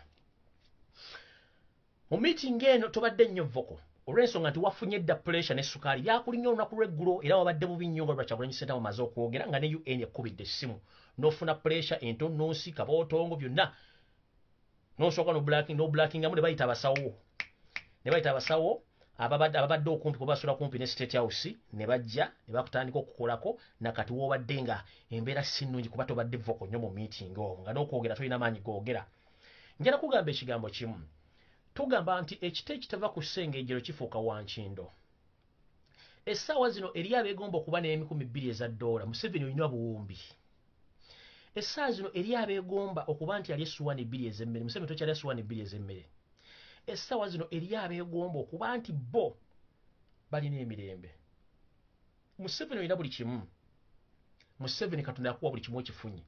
Lwaki weeteeka mu kakkuuni k'abantu abagenda okwogerako mu history wa Africa nti gwe mufuzi akyasinze okubeera omubi mu Africa ne mu Uganda? Lwaki? Kiki nnyo? Bagamba musajja muno bw'akusinga ekigere togiyita njovu. Mukazi muno bw'akusinga ensumi katoliyita ddogo. Essaazi Robert Kyagulanyi Ssentamu yakusinza ensumi keryo si ddogo. Mukisa gw'abantu nakwagala. Okitegeera gwe okweremezaako obanga akutte enjovu n'ogiteeka mu kaveera ate n'ogisitula mu bbanga kaveera kagenda kuyuluka era kyoliko kati essaawa zino. Mukulu mbadde nkusaba n'obuwombeefu leka kutwala ggwanga mu mbeera embi gy'ogamba nti walwanirira. Kubanga ku Mande we twogerera gwe ne mukoddomi wo tumukunde mulina enteekateeka ezibuzaabuza eggwanga. Mwaddidde omumbatuutu omutoletoole omugwagwa alina amatu gamulinganga obuwujjo buno obwadda bwe twapimanga butto oba mafuta ono gwe muyita simanyi mabeere mambiriizi looyo omusirusiru atategera mutoletoole mbwagenda wawo omusango ogw'okuba nti Museveni weeremeza mu buyinza mu busiru ng'ogenze mu East African Court. Tukimanyi Mabirizi Male mukozi wo. Ekyamututte mu East African Court eno diru eriwo between you gwe ne Mabirizi Male ne mukoddomi wo ono abuzaabuza ng'afukaana aba. Eno tumukunde. Henry tumukunde tewabadde wadde ne mu kyokuna tewabaddemu. Kati gwokwata amabere Mabirizi agenda wabe mu East African Court Museveni yatutte obuyinza mu busiru mu buki. Ebintu bino mubirekere ng'abantu abategera. 1 presidential candidate oba balooya be balina obuyinza okugenda okuwa Mabirizi Male walo. Mabirizi Male oli presidential candidate bakubye batya. mukozesa mabirizi male a blocking kati kamba ulemu deal libweti akalukali aka 2016 akagwa Ritadikano Chiza Besige yasinga akalukano olwo bali mu game yaabwe ne bamu blocking lewe obutawa wa musango guno ne basindika omuntu atakwata wadde kyakusatu amama mbabazi n'agenda mu kooti mbwawaabe automatically bali bamaze okublockinga Ritadikano Chiza Besige okuteekayo musango onege byokulonda na kino tumukunde yabalidde mu 70 kansindike mabiri mu East African Court then ate next week musindike mu High Court awo abateke court injunction mu 7 baleme kulaiza nenga bakikola automatically nga balemesa Robert Kyagulanyi Center mu ayina obujulizi bwe tubuuza mabirizi male gwatayina mulimu gwokola toyina dedduka eritundu mu masu mabirizi male oli mupangisa mabirizi male toyina bwammwe oli kyereta kubanga ne family joga giwazalamu omusajja geno kizula nga tolita tusi yakozale na tete niba kugoba ngo mazo tunde takali akitawe na tete mabirizi male guweyita ki mu Uganda tawumuzaako ngalabyo wumuzaako entwingiriyo mukuru tuzaako entwingiriyo wansi kubanga obudde bukuweddeko mabirizi male wawumuzeeko gwe buli kimu gwoki enkoko zerinyedde zaaganye okubika amagi mabirizi male agenda kunoonyereza waki enko zaaganye okubika oli bamukyayi mabirizi male yayingirawo onosima mabirizi mukuru wakitogenda no wabira wakitogenda simena koma genda ko nyiwe wabire entegera ju wabireko mu kooti nyobuzo omulamuzi ntegeera nti omulamuzi ajja kubuli engeri gyotegeeramu information edala omulamuzi yali musango ogwa nup omulamuzi Sekana Nyanzi Sekana oba Nyanzi Sekana judge Nyanzi Sekana mukama wange yona joli mbadde nkusaba woli wonna oyongere okweyuwako oyongere okweteekako ebikunta ebimala kubanga obantu abanoonyezebwa mbalamuzi wabo okugibwa gwe Sekana gw'omu kubali ku line so Yasini Nyanzi Sekana please wona woli please gezaako nnyo okuba nti weeyongerayokko oba weekwekamukko olw'ensonga polisi gyefunye ku balamuzi bagenda okugibwawo gw'omu kubo mulamuzi Yasini Nyanzi yali musango gwa nup nkusaba gy'oli yonna ogezeeko okwekweka nga n'obudde bukyali kubanga gw'omu kubali ku lukala Museveni lwayagala okumaliriza nga obudde bukyali ekyo nakyo kibagambye ensonga endala mbabulidde ekyatumukunde kya planninga ku blockinga Kyagulanyi ogenda okuwa omusango guno kati nja kusaba lwe banupu bonna before nga obudde bukyali kuba tusigaze ennaku ntono nnyo okuteeka omusango guno mu kooti nga bwe tukyalinde ekiddako kubanga tulinda mande singa kooti tewalukusa Kyagulanyi Center mu kufuluma mu njuye awe tutandikira olw'ensonga Museveni akimanyi nti bwe yali agenda mu siko okulwana mu 1998 amakubo gonna bali bamaze okugaggala ag'emirembe Museveni bw'oganda Robert Kyagulanyi Center mu okutambula okuva mu makaage kiba kitegeeza kooti wagiggadde Kyagulanyi Center mu mukatidde waka yawangudde yes oli mu kutta abaana b'abantu yes ate blocking a peaceful way of demonstration nakyo bw'okiggadde olinda ki bw'onyigiriza nnyo ennyinda eno ebiseera ebisinga ogireeta omusaayi si bwe kiri nti ye bannayuganda bakugete bakyakwagala ekiddako kigenda kubeera ki ekyo tukyevuma njala kugamba bannayuganda kino kiri kimu bwe kiti nti ensi zaategedde Museveni ze yajjako amagye nti yali azireese kukola bikolobero kati kino njala kigende eri abazungu mwenna I would try to encourage all foreign bodies and international governments that whoever deal with Yoseri Tibahaburwa, the one who cheated our victory in Uganda, you are dealing with the wrong person. However, he comes ever in those summits stating that he is the only man who can manage Eastern Central Africa security-wise. But that is a trick. He's just blindfolding you. You don't know who's exactly Museveni. Museveni is good at convincing, but unfortunately you don't know who is him. Museveni, he claims to be having almost 2.5 refugees across the Great Lake region. But this is the trick. Museveni is a warlord. He's the one purchasing ammunitions from different parts of the world. He creates rebel groups, including Somalia, South Sudan, Democratic Republic of Congo, Central African Republic, Rwanda, Burundi, including Uganda. He facilitated all those rebel groups with guns, food, and all necessary equipments to those rebel groups. And those rebel groups, they start fighting against the regimes in those countries. And the process, the citizens of those countries, they flee those countries and they end up in Uganda. That's how the number keep on increasing of what? Of refugees. But physically, if you come to Uganda, you can look in those camps, you can't find refugees because all refugees now Museveni registered them as Ugandans. They hold Ugandan passports, they hold Ugandan national identifications. They are nowhere to be seen. So after you knowing that Museveni is the one, a peacekeeper in East and Central Africa, is the one creating those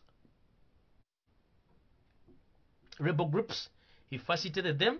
Then those rebel groups, they cause catastrophe in those countries, which led to all citizens of those countries running away from those countries. They end up in Uganda and they become refugees. Thereafter, he comes to you and he lies to you that I'm the one who keeps law and order, who holds the second largest number of refugees in the world from Turkey, because Turkey is the country leading with the biggest number of refugees in the world. So Uganda is the second of welcoming refugees. But it's Museveni who creates those conflicts in East and Central Africa, which led to the flow of numbers of refugees in Uganda.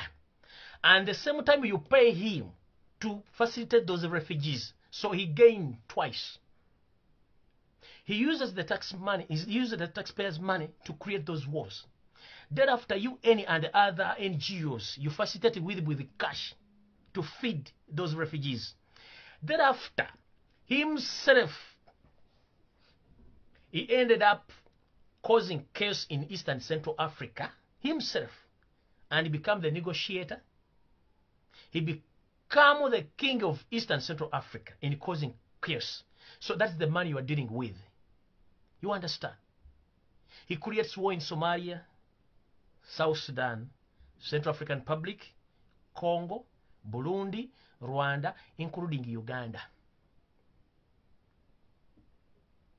And if you want to witness that, UN, please come and witness all those refugee camps. If you find those refugees there, please, you will say that I'm lying to you. But it's Museveni who created those wars, which lead to the flow of the numbers of refugees in Uganda, whereby he uses those numbers to get money from you and uses that money in his own benefits. That is Joseph Tabasula Mtanwaka, the son of Kareches. You don't know who is the heir is that man. That's why he feared to lose the leadership of this nation, because he knows he's going to be accounted. He's going to be accountable for all the crimes against humanity.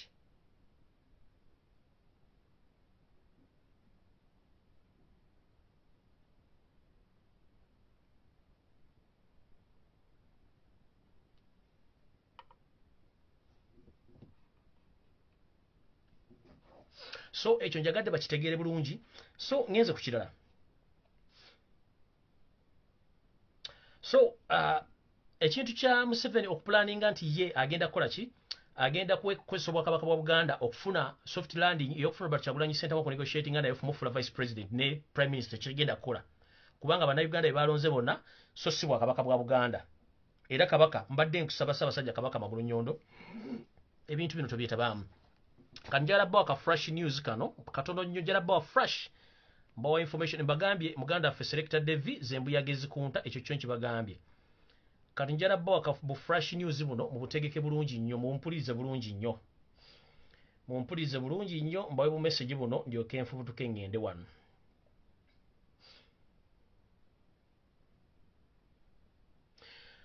Drone UBJ 695A, white in color, operating in Gaza Kasangat areas.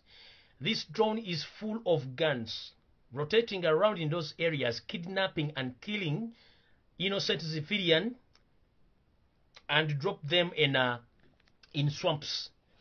Emmotoka ya kika kya drone eri mu langi emmyufu ngeri ku namba UBJ 695A mu kala njeru.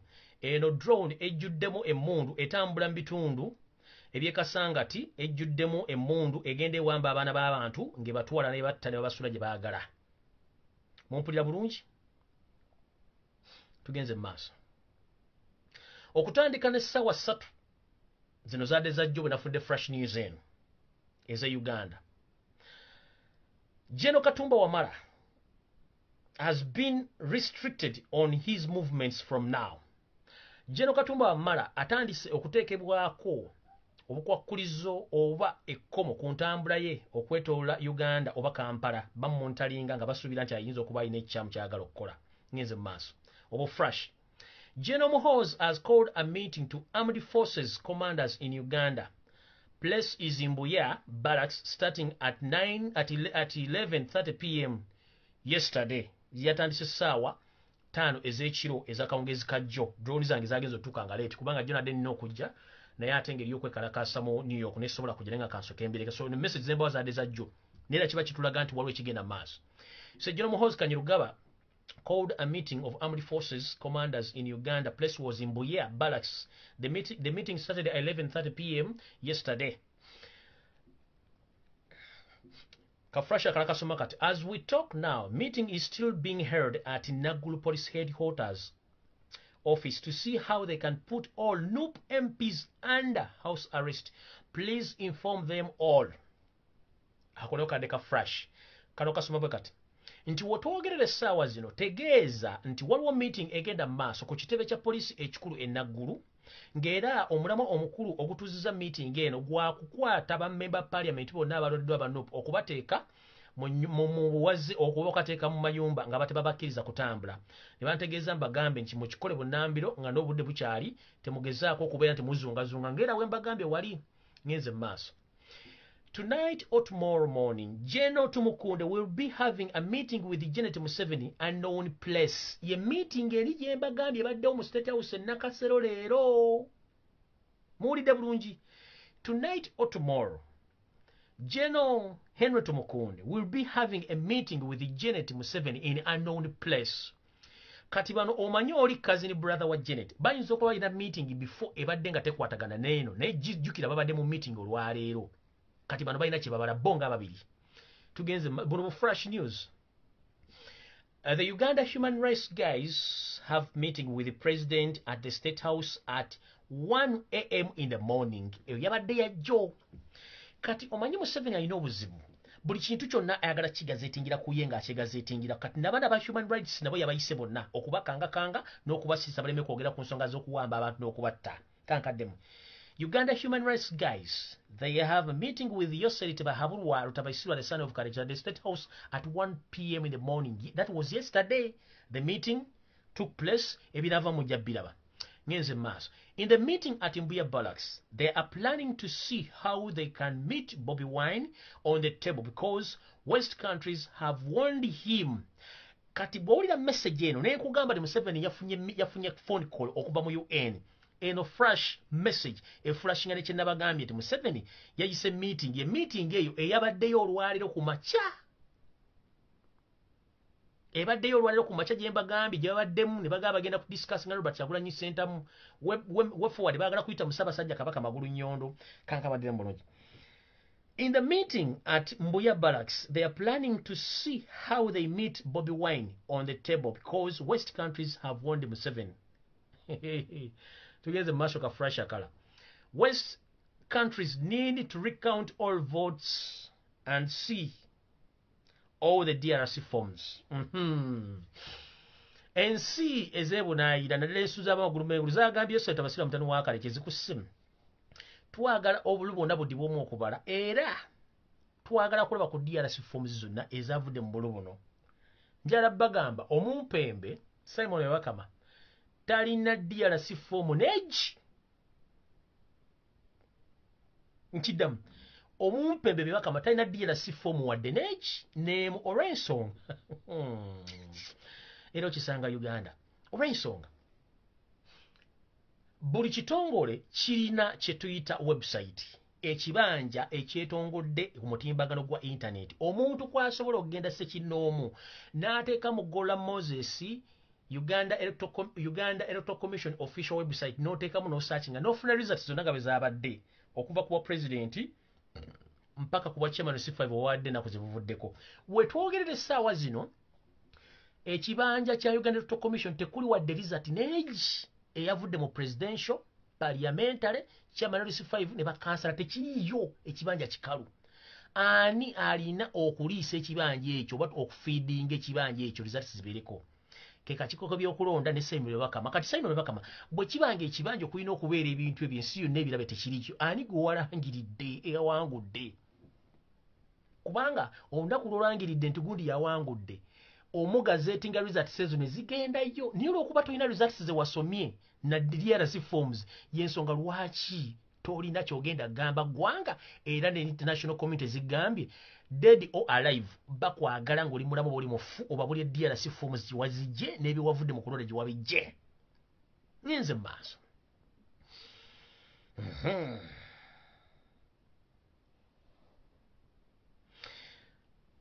Those Western countries, they need a recount votes and DRC forms from the Electoral Commission. That's why they needed to meet Bobby Wine, Stroke, and all commanders. Force, panic. Nabagamba tota chibenga todanjike ne nyandusu, panic. Tugenze mass. Fresh news at Dagamba. Man, do you know that retired Colonel Chiza Besije, Mugisha Muntu, and Henry Tumukunde are supposed to be in this meeting at Mbuya Barracks? Eyabadde ya Joe. Muli abafere bano. Man, do you know that Besije, Mugisha Muntu, Henry Tumukunde, they were supposed to be in that meeting at Mbuya Barracks? Bulijjo bagade tulina opposition muddawo mugambo biki tebalina na bano benyini mu meeting bazibeeramu batambula ekiro mu mamotoka gasula gatambula pressure bali bubi nyeze maaso.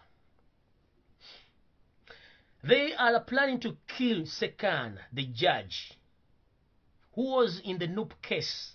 Please, if you know him, inform Judge Sekana to hide far from our way where he can't be seen.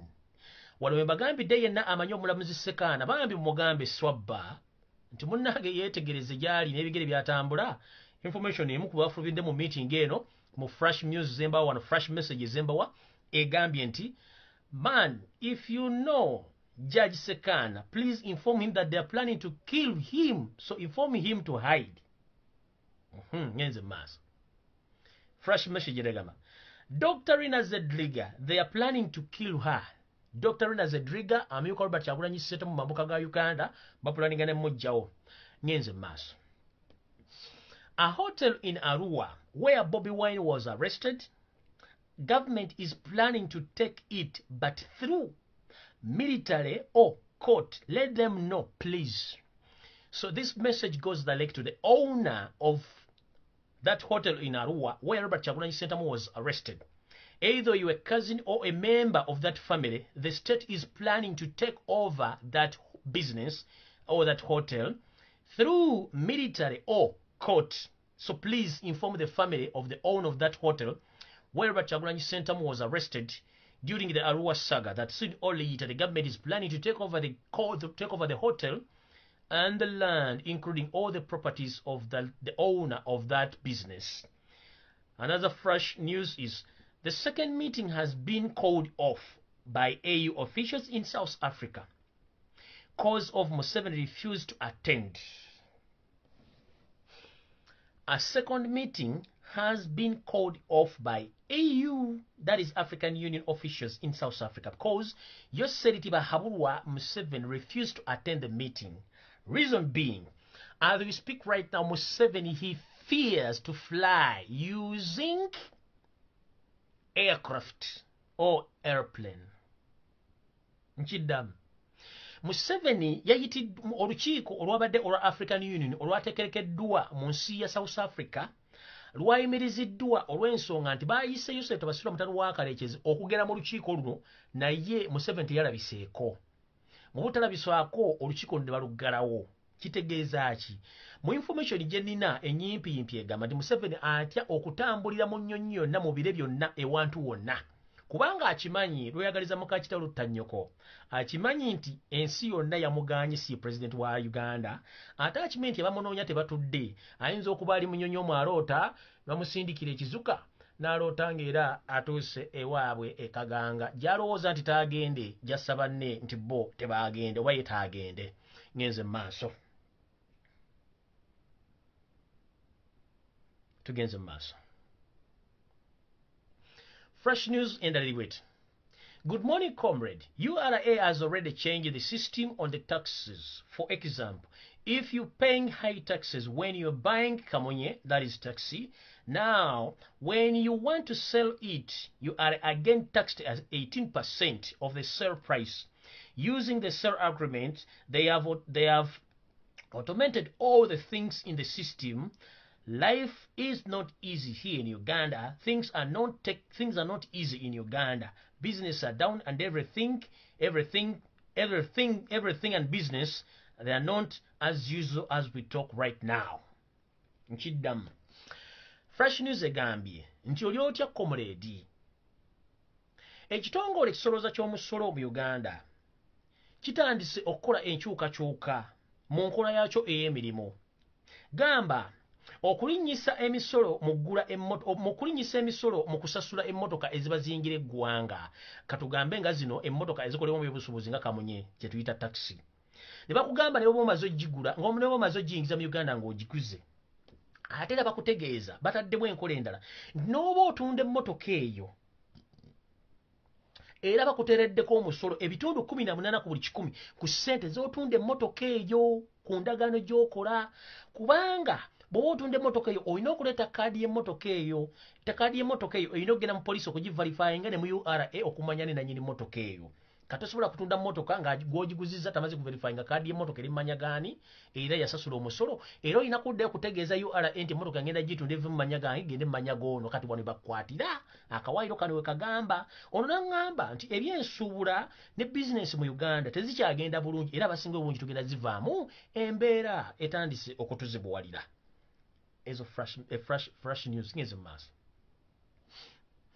Ka fresh news akane kagamba zino fresh messages njala bwa information kubanga mubadde mu ludda okundaba. The state is planning to kill Byabakama so that they hide the evidence of stealing votes, or Byabakama to leave the country, to leave the country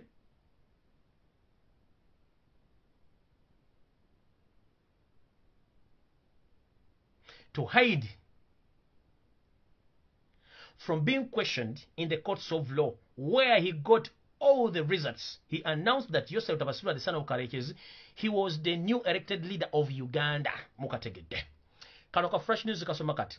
Nti government y'omumpembe Yosef Tabasura mutano wa Karekezi aliwo mateeka. Eyina enteekateeka ey'okugyawo chairman w'akakiiko k'ebyokulonda Byabakama okugyawo obujulizi obunamubuuzibwa mu kkooti n'ebitongole ebirala kumubuuza bye yasoma ng'alangira Museveni agenda yabijja ludda ng'abisoma, kubanga n'ekibanja ko birina okubeera tebiriiko, egenda kuwera wiiki nnamba ng'ebintu ku kibanja tebikola ki tebiri wiiki nnamba yaweze nga bye yalangirira tebiriiwo kubanga talina DRC forms.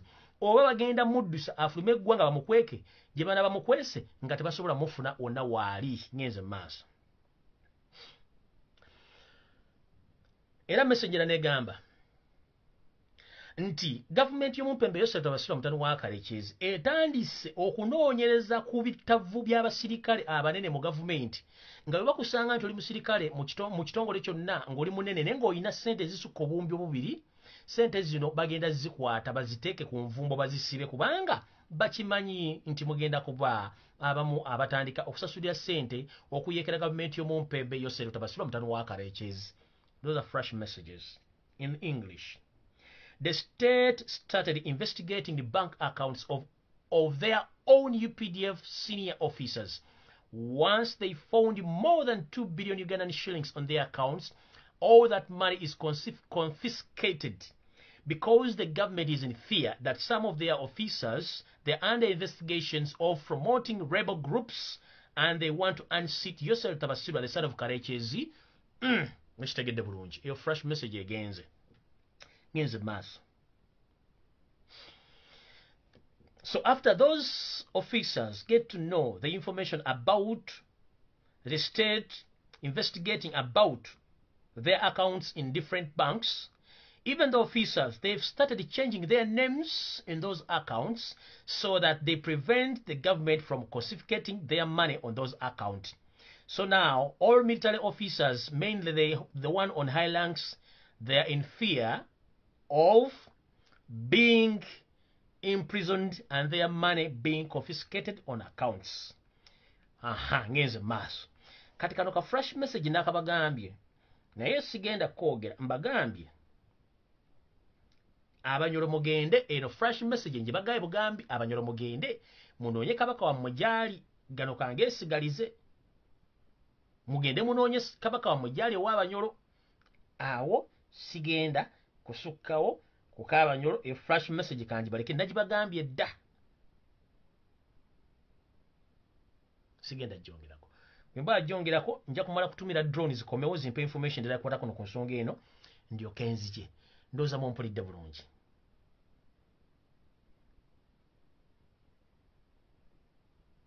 mumpulidde bulungi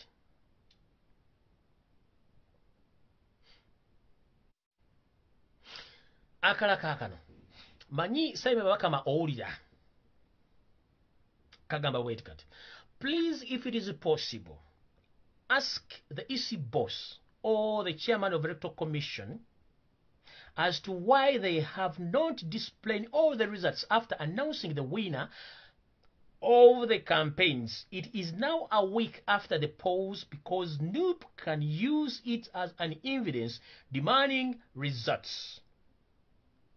Please inform and tell the public to demand the victory of Robert Kyagulanyi Ssentamu because the EC boss is in fear and in a panic. Even if you go on their website, there is no any kind of information about the previous presidential and parliamentary elections because they are not displayed anywhere on their website because Simon Bakama lacks the DRC forms. He announced Museveni on gunpoint. He can't testify in the courts of law where he got all those results which he laid to the public that Yoseri Tibahamurwa, the son of Karekezi, is a new elected president of Uganda because he doesn't have the evidence.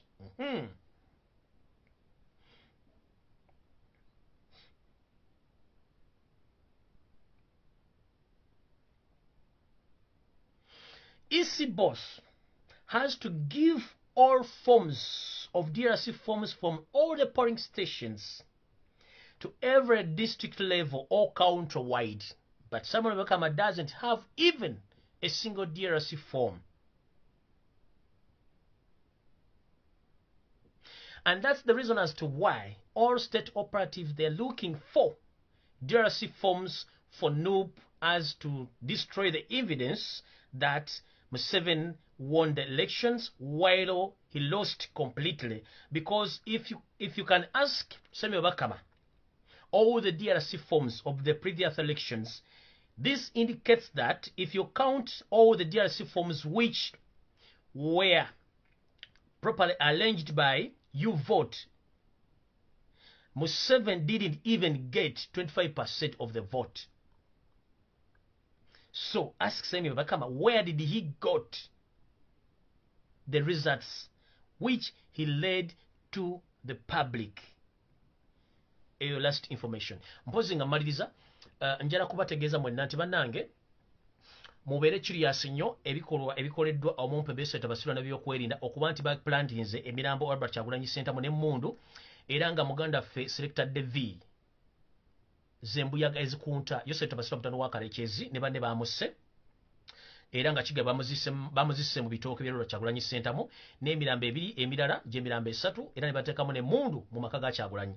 Kino bagenda kikola nga basinziira ku bujulizi batandise okufumbirira ndoza mujjukira Albert Kyagulanyi Ssentamu bamujja na Lufenya nga era kessaati ezimu zaaliko omusaayi ezimu polisi n'ezimujjako n'amagye ze zimu ku ssaati ze baakozesezza okuteekamu keesi zino okwefaananyiriza nti DNA banaagitwala okuleeta DNA ejja kuba yeefaananyiriza omusaayi gwa Albert Kyagulanyi Ssentamu wale bajja okufunira aba forensics ne bajournalist okonfaminga nti obujulizi balina butufulumika Albert Kyagulanyi Ssentamu okuba nti ye yatta bakyalibe n'okuba nti n'emmundu ze balina zize. Kati wano njala kubuuza enanga polisi isose mwayi ne CID kafankuna eyo nabulowolo nsekere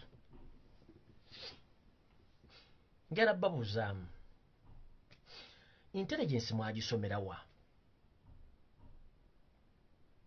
mwasomerawo really intelligence. One simple question. Mwawamba maka ga Albert Kyagulanyi Ssentamu ne faamu ye yonna ey'emmere ku kibanja kye ne mugiwamba ne mugiteekamu amagye. One, mupamye buli wamusazeewo ebyayi Magere yenna awunye empitambi ngenda kusaba the Inspector General of Police Okoth Ochola and Peter Okech, CMY, ISO, UPDF and foreign forces, please stop shooting around Bobby Wine's home and in the neighboring areas. People of Magere and the residents of Magere, they are complaining that the wall of Magere is stinking because you are shitting everywhere. There is no toilet. There is nowhere you ease yourself. But you are easing in people's compound. You are easing yourself in people's gardens, including Robert Chagulanyi Center Plantation and Garden.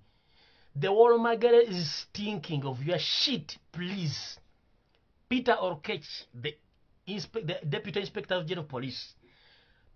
Okoth Ochola, the Inspector General of Police. CDF Mohoz, CMY boss, ISO boss, with much respect, we ask you to remove all your full forces from Magere, because soon or later, cholera is going to invade those people, because the place or the area called Magere is full of shit from your planted soldiers there. No toilets, nothing they use after eating. Holding guns, from there they go, they shit everywhere. Please mugende muyambe abasajja bammwe mubajje Magere. Abantu b'Amagere bakomplaininga abasajja babasaze ebyayi buli basanze bagenze bapama kaga system efusenga ya India Mahatma Gandhi bere yago babazungu yalagira abayindi ogenda nga basanze bapamawo bakigoba omuzingu tayagala bintu bichafu. Kati Mahatma Gandhi yakozesa akakodo naga abayindi mugende nga mupama buli wamu yale chovula abayindi bachali mu omuzo kupama ko kubo ogende wa buyindi bapama ko buli mukubo. Kati please enkuba bwegenda otonya abantu b'Amagere bonna bagenda kulwala n'ebitundu bisigadde okubanga abasajja bapama mu nzija bapama mu nnimiro amagacha ngo gajjudde empitambi gajjudde kasasiro.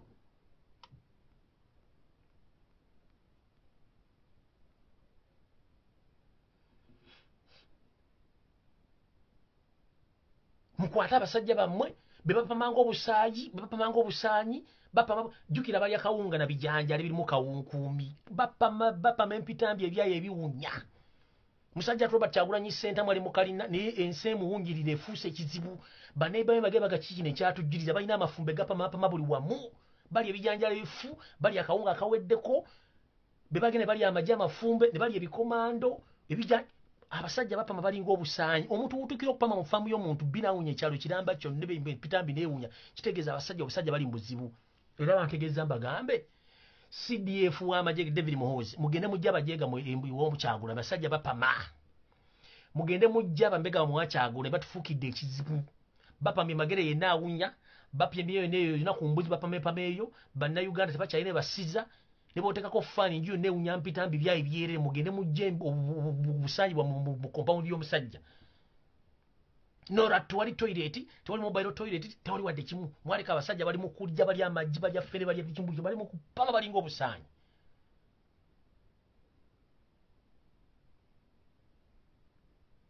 Mufuka buli wamuti. Omusajja ali ku buzibu. Kati kakanzo kenzire wali wembadde.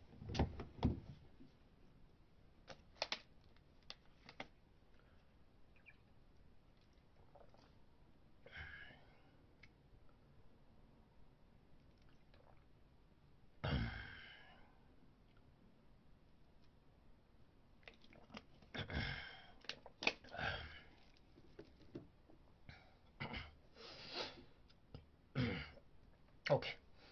Njala kubuuza Madamu Grace Akero, the head of CID headquarters. Njala kubuuza CMY boss, njala kubuuza ISO boss, njala kubuuza Muhoozi Kanyirugaba, including Museveni yourself. Mwasomera wa intelligence. Whereby mulese omulambo gwa Muganda ffe Selector Devi n'emirambo emirala ebiri mu giplanting wa Robert Kyagulanyi. Ono Selector Devi batamanyi bamuse bambe Selector Devi mufu ne muleta emirambo egyo ne mugizika Robert Kyagulanyi Center nga mukimanyi one mwawamba makage ne plantation y'amatoka ne mugiwamba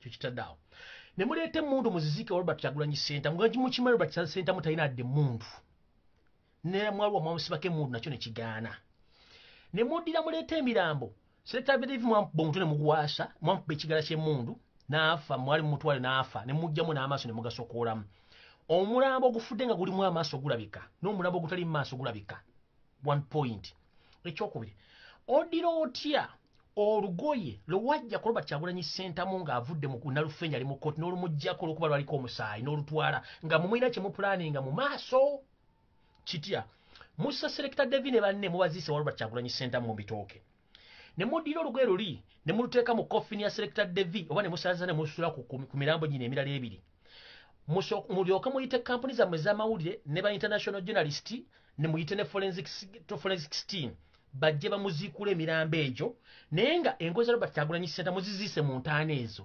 okulaga nti Robert Kyagulanyi Ssentamu bwe yali atta abantu bano omusayi gwamuyikira ku ngwe kanjala babuuza muddira mutya engozi z'omuntu gwemeti mwali muggyako ne muluzikira mu koffini y'omuntu obujulizi ki eyo intelligence ki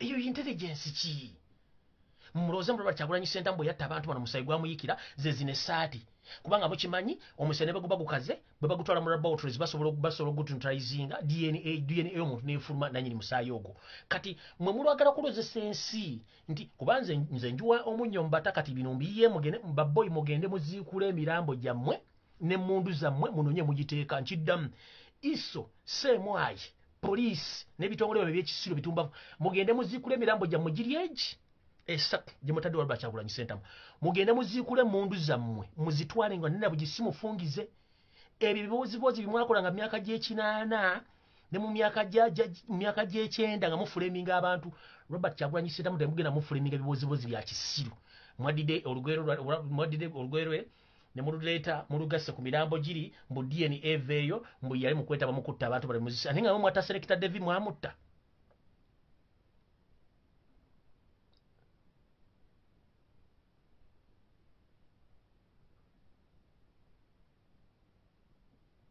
mumwamutta Selector David mumwamutta ate kati muli mukukola agaboozibozi mukwate emirambo esatu gye mwatadde wa Robert Kyagulanyi Ssentamu mugijjawo n'emmundu zammwe ze mwaziiseewo nga nennabugisi mufungize n'aka kavubuka ke mwagala okuleeta akaali ebusaabala mukaleete kadde mukalumize Robert Kyagulanyi Ssentamu bwe yatta abantu ebusaabala ku biiki ye nako mukagambe kaddeyo kafiireyo ddala kubanga twakakuba ebibozibozi bye mwaleeta ku Palusi TV obwabambega muddeeyo mubizeeyo eyo si bakola intelligence no eyo si intelligence never forming a case that's not how they form cases or they flame any opponent of yours that's not how they flame people Robert Kyagulanyi Ssentamu is a very intelligent man whom you can't defeat you are trying to flame him or you plan to flame Robert Kyagulanyi Ssentamu sometime back but you failed as right now you are planning to frame him with dead bodies mbuyamuse olwokuma mwafuna essati gye mwamubako mu kooti egundi Nalufenya gye mwamuggyako mugirese mugitadde emirambo mugitadde mugizise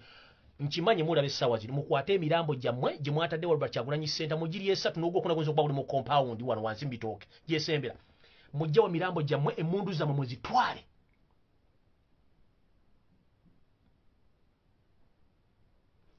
mubijeewo eyo ddiiru nfu bwe mba tebwasoma it's none of our business arrogance yammwe it's none of our business luzi yammwe it's none of our business being idle and disorderly it's none of our business lack of respect is none of our business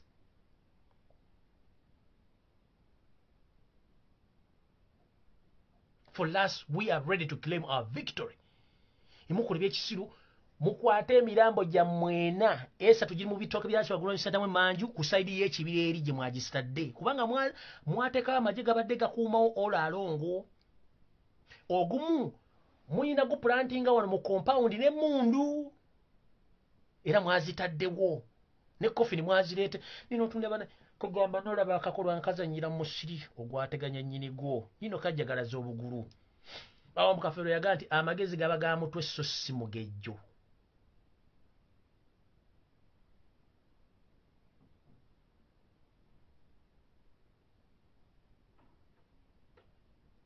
mwasomera wa mwasomera bakulu nofunira abasajja abakulu twatera embundu twazimba amagorofa twavuga zibenzi ate kafuwa ate head waggulu mwatera embundu mwatunga obwogerezi mwatunga ettaka mwatunga emotoka mwasula magorofa ate emitwe empty head temuli magezi arrogance yajjudde emitwe gino manyi mulaba mwatera embundu mwatunga obwogerezi mwatunga ettaka mwatunga esente mwavuga mabenzi mwatunga zifurati ati obwongo 0.000 empty. You find someone called himself a general taina ati warutalo. You find someone called a major general taina ati warutalo. Just empty head. You called yourself a general nga tosobola kukkiriza nti oli defeated. You called yourself a major general or a general, but plan-wise oli empty tolina kyolina. The only thing you have the skill is just to coach a gun, adding in more magazine, shoot and kill. That's the only system you know. And dressing as if you were created in that uniform. Mwambala ne munyuma bulungi nnyo nenga ombuuze biddako mu mutwe. Temuli system y'okuframing emisango nkadde nnyo. System gye mubbira mu nkadde nnyo.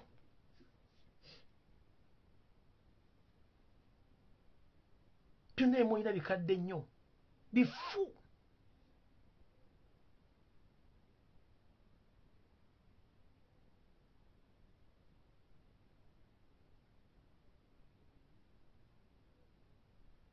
Bifu nnyo nnyo nnyo nnyo. Bannange. Tusinkana enkyambi muli Mbulange Mmengo. Tusinkana enkyambi muli Mbulange Mmengo. Mukeerako. Naye bagamba atali kutambulira ku sibira ya Menvu bakulu mwetereze bamwafuna nakazajjeno naye emitwe mikalu. Bakuyita president naye nga okutegeera kwa munguuba.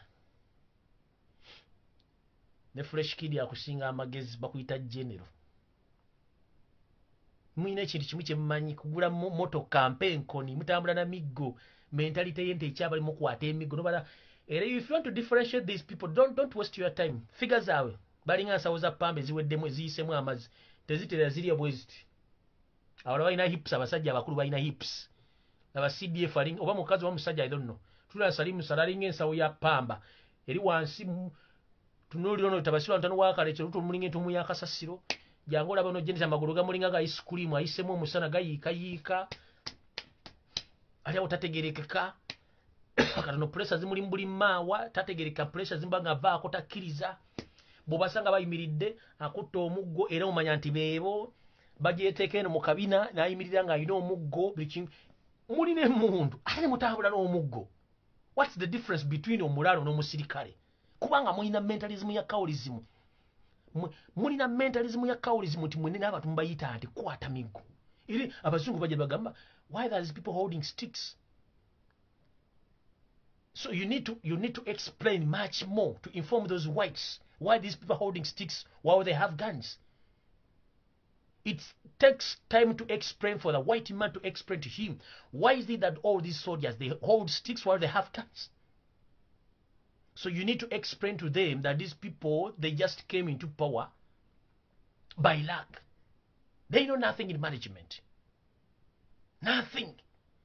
That's why whoever get money agula taka kuteeka konte n'abeereyo n'akubira omulalo ati we n'ogamba kimbweno ente zigamba ki zazadde bye babuuze ebyo nte kukama mate bamanyi bye kutuna muzigo nothing else bawulira ddiri bagenda kusaba sirimu bazikuba bazitwala agulamu nte mu bintu bina Museveni byasose okuddusa basose kuddusa nte ekyo kaki bamanyi nte zokka kibamanyi ekyo mwe basose kuddusa nte kuba manyi nte So sad. Kitalo nnyo ekya Selector Devi mukama mumuze mirembe bannaffe abalala batamanyiddwa ku mayitire era tutumanyi gye mirambo esatu gy'abaani ffe tutegedde kugwa Selector Devi gwe tukonfaminze. So rest in peace Selector Devi.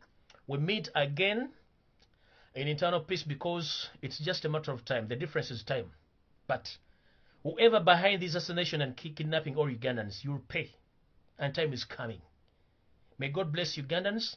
Please, very in the morning on Monday, eve of electing all the local councils of very free and all their councillors, please wake up very in the morning. The color is red, umbrella. Whenever you find any candidate of Noop putting on an umbrella, please just tick. Don't hesitate, just tick umbrella. As we wait on Monday, whether Robert Kyagulanyi Ssentamu is going to be free to associate with these people, or we announce another move. As I close my video, I would like to appreciate each and everybody worldwide, any Ugandan who participated in the peaceful demonstration worldwide. Please, thank you very much. May God bless you.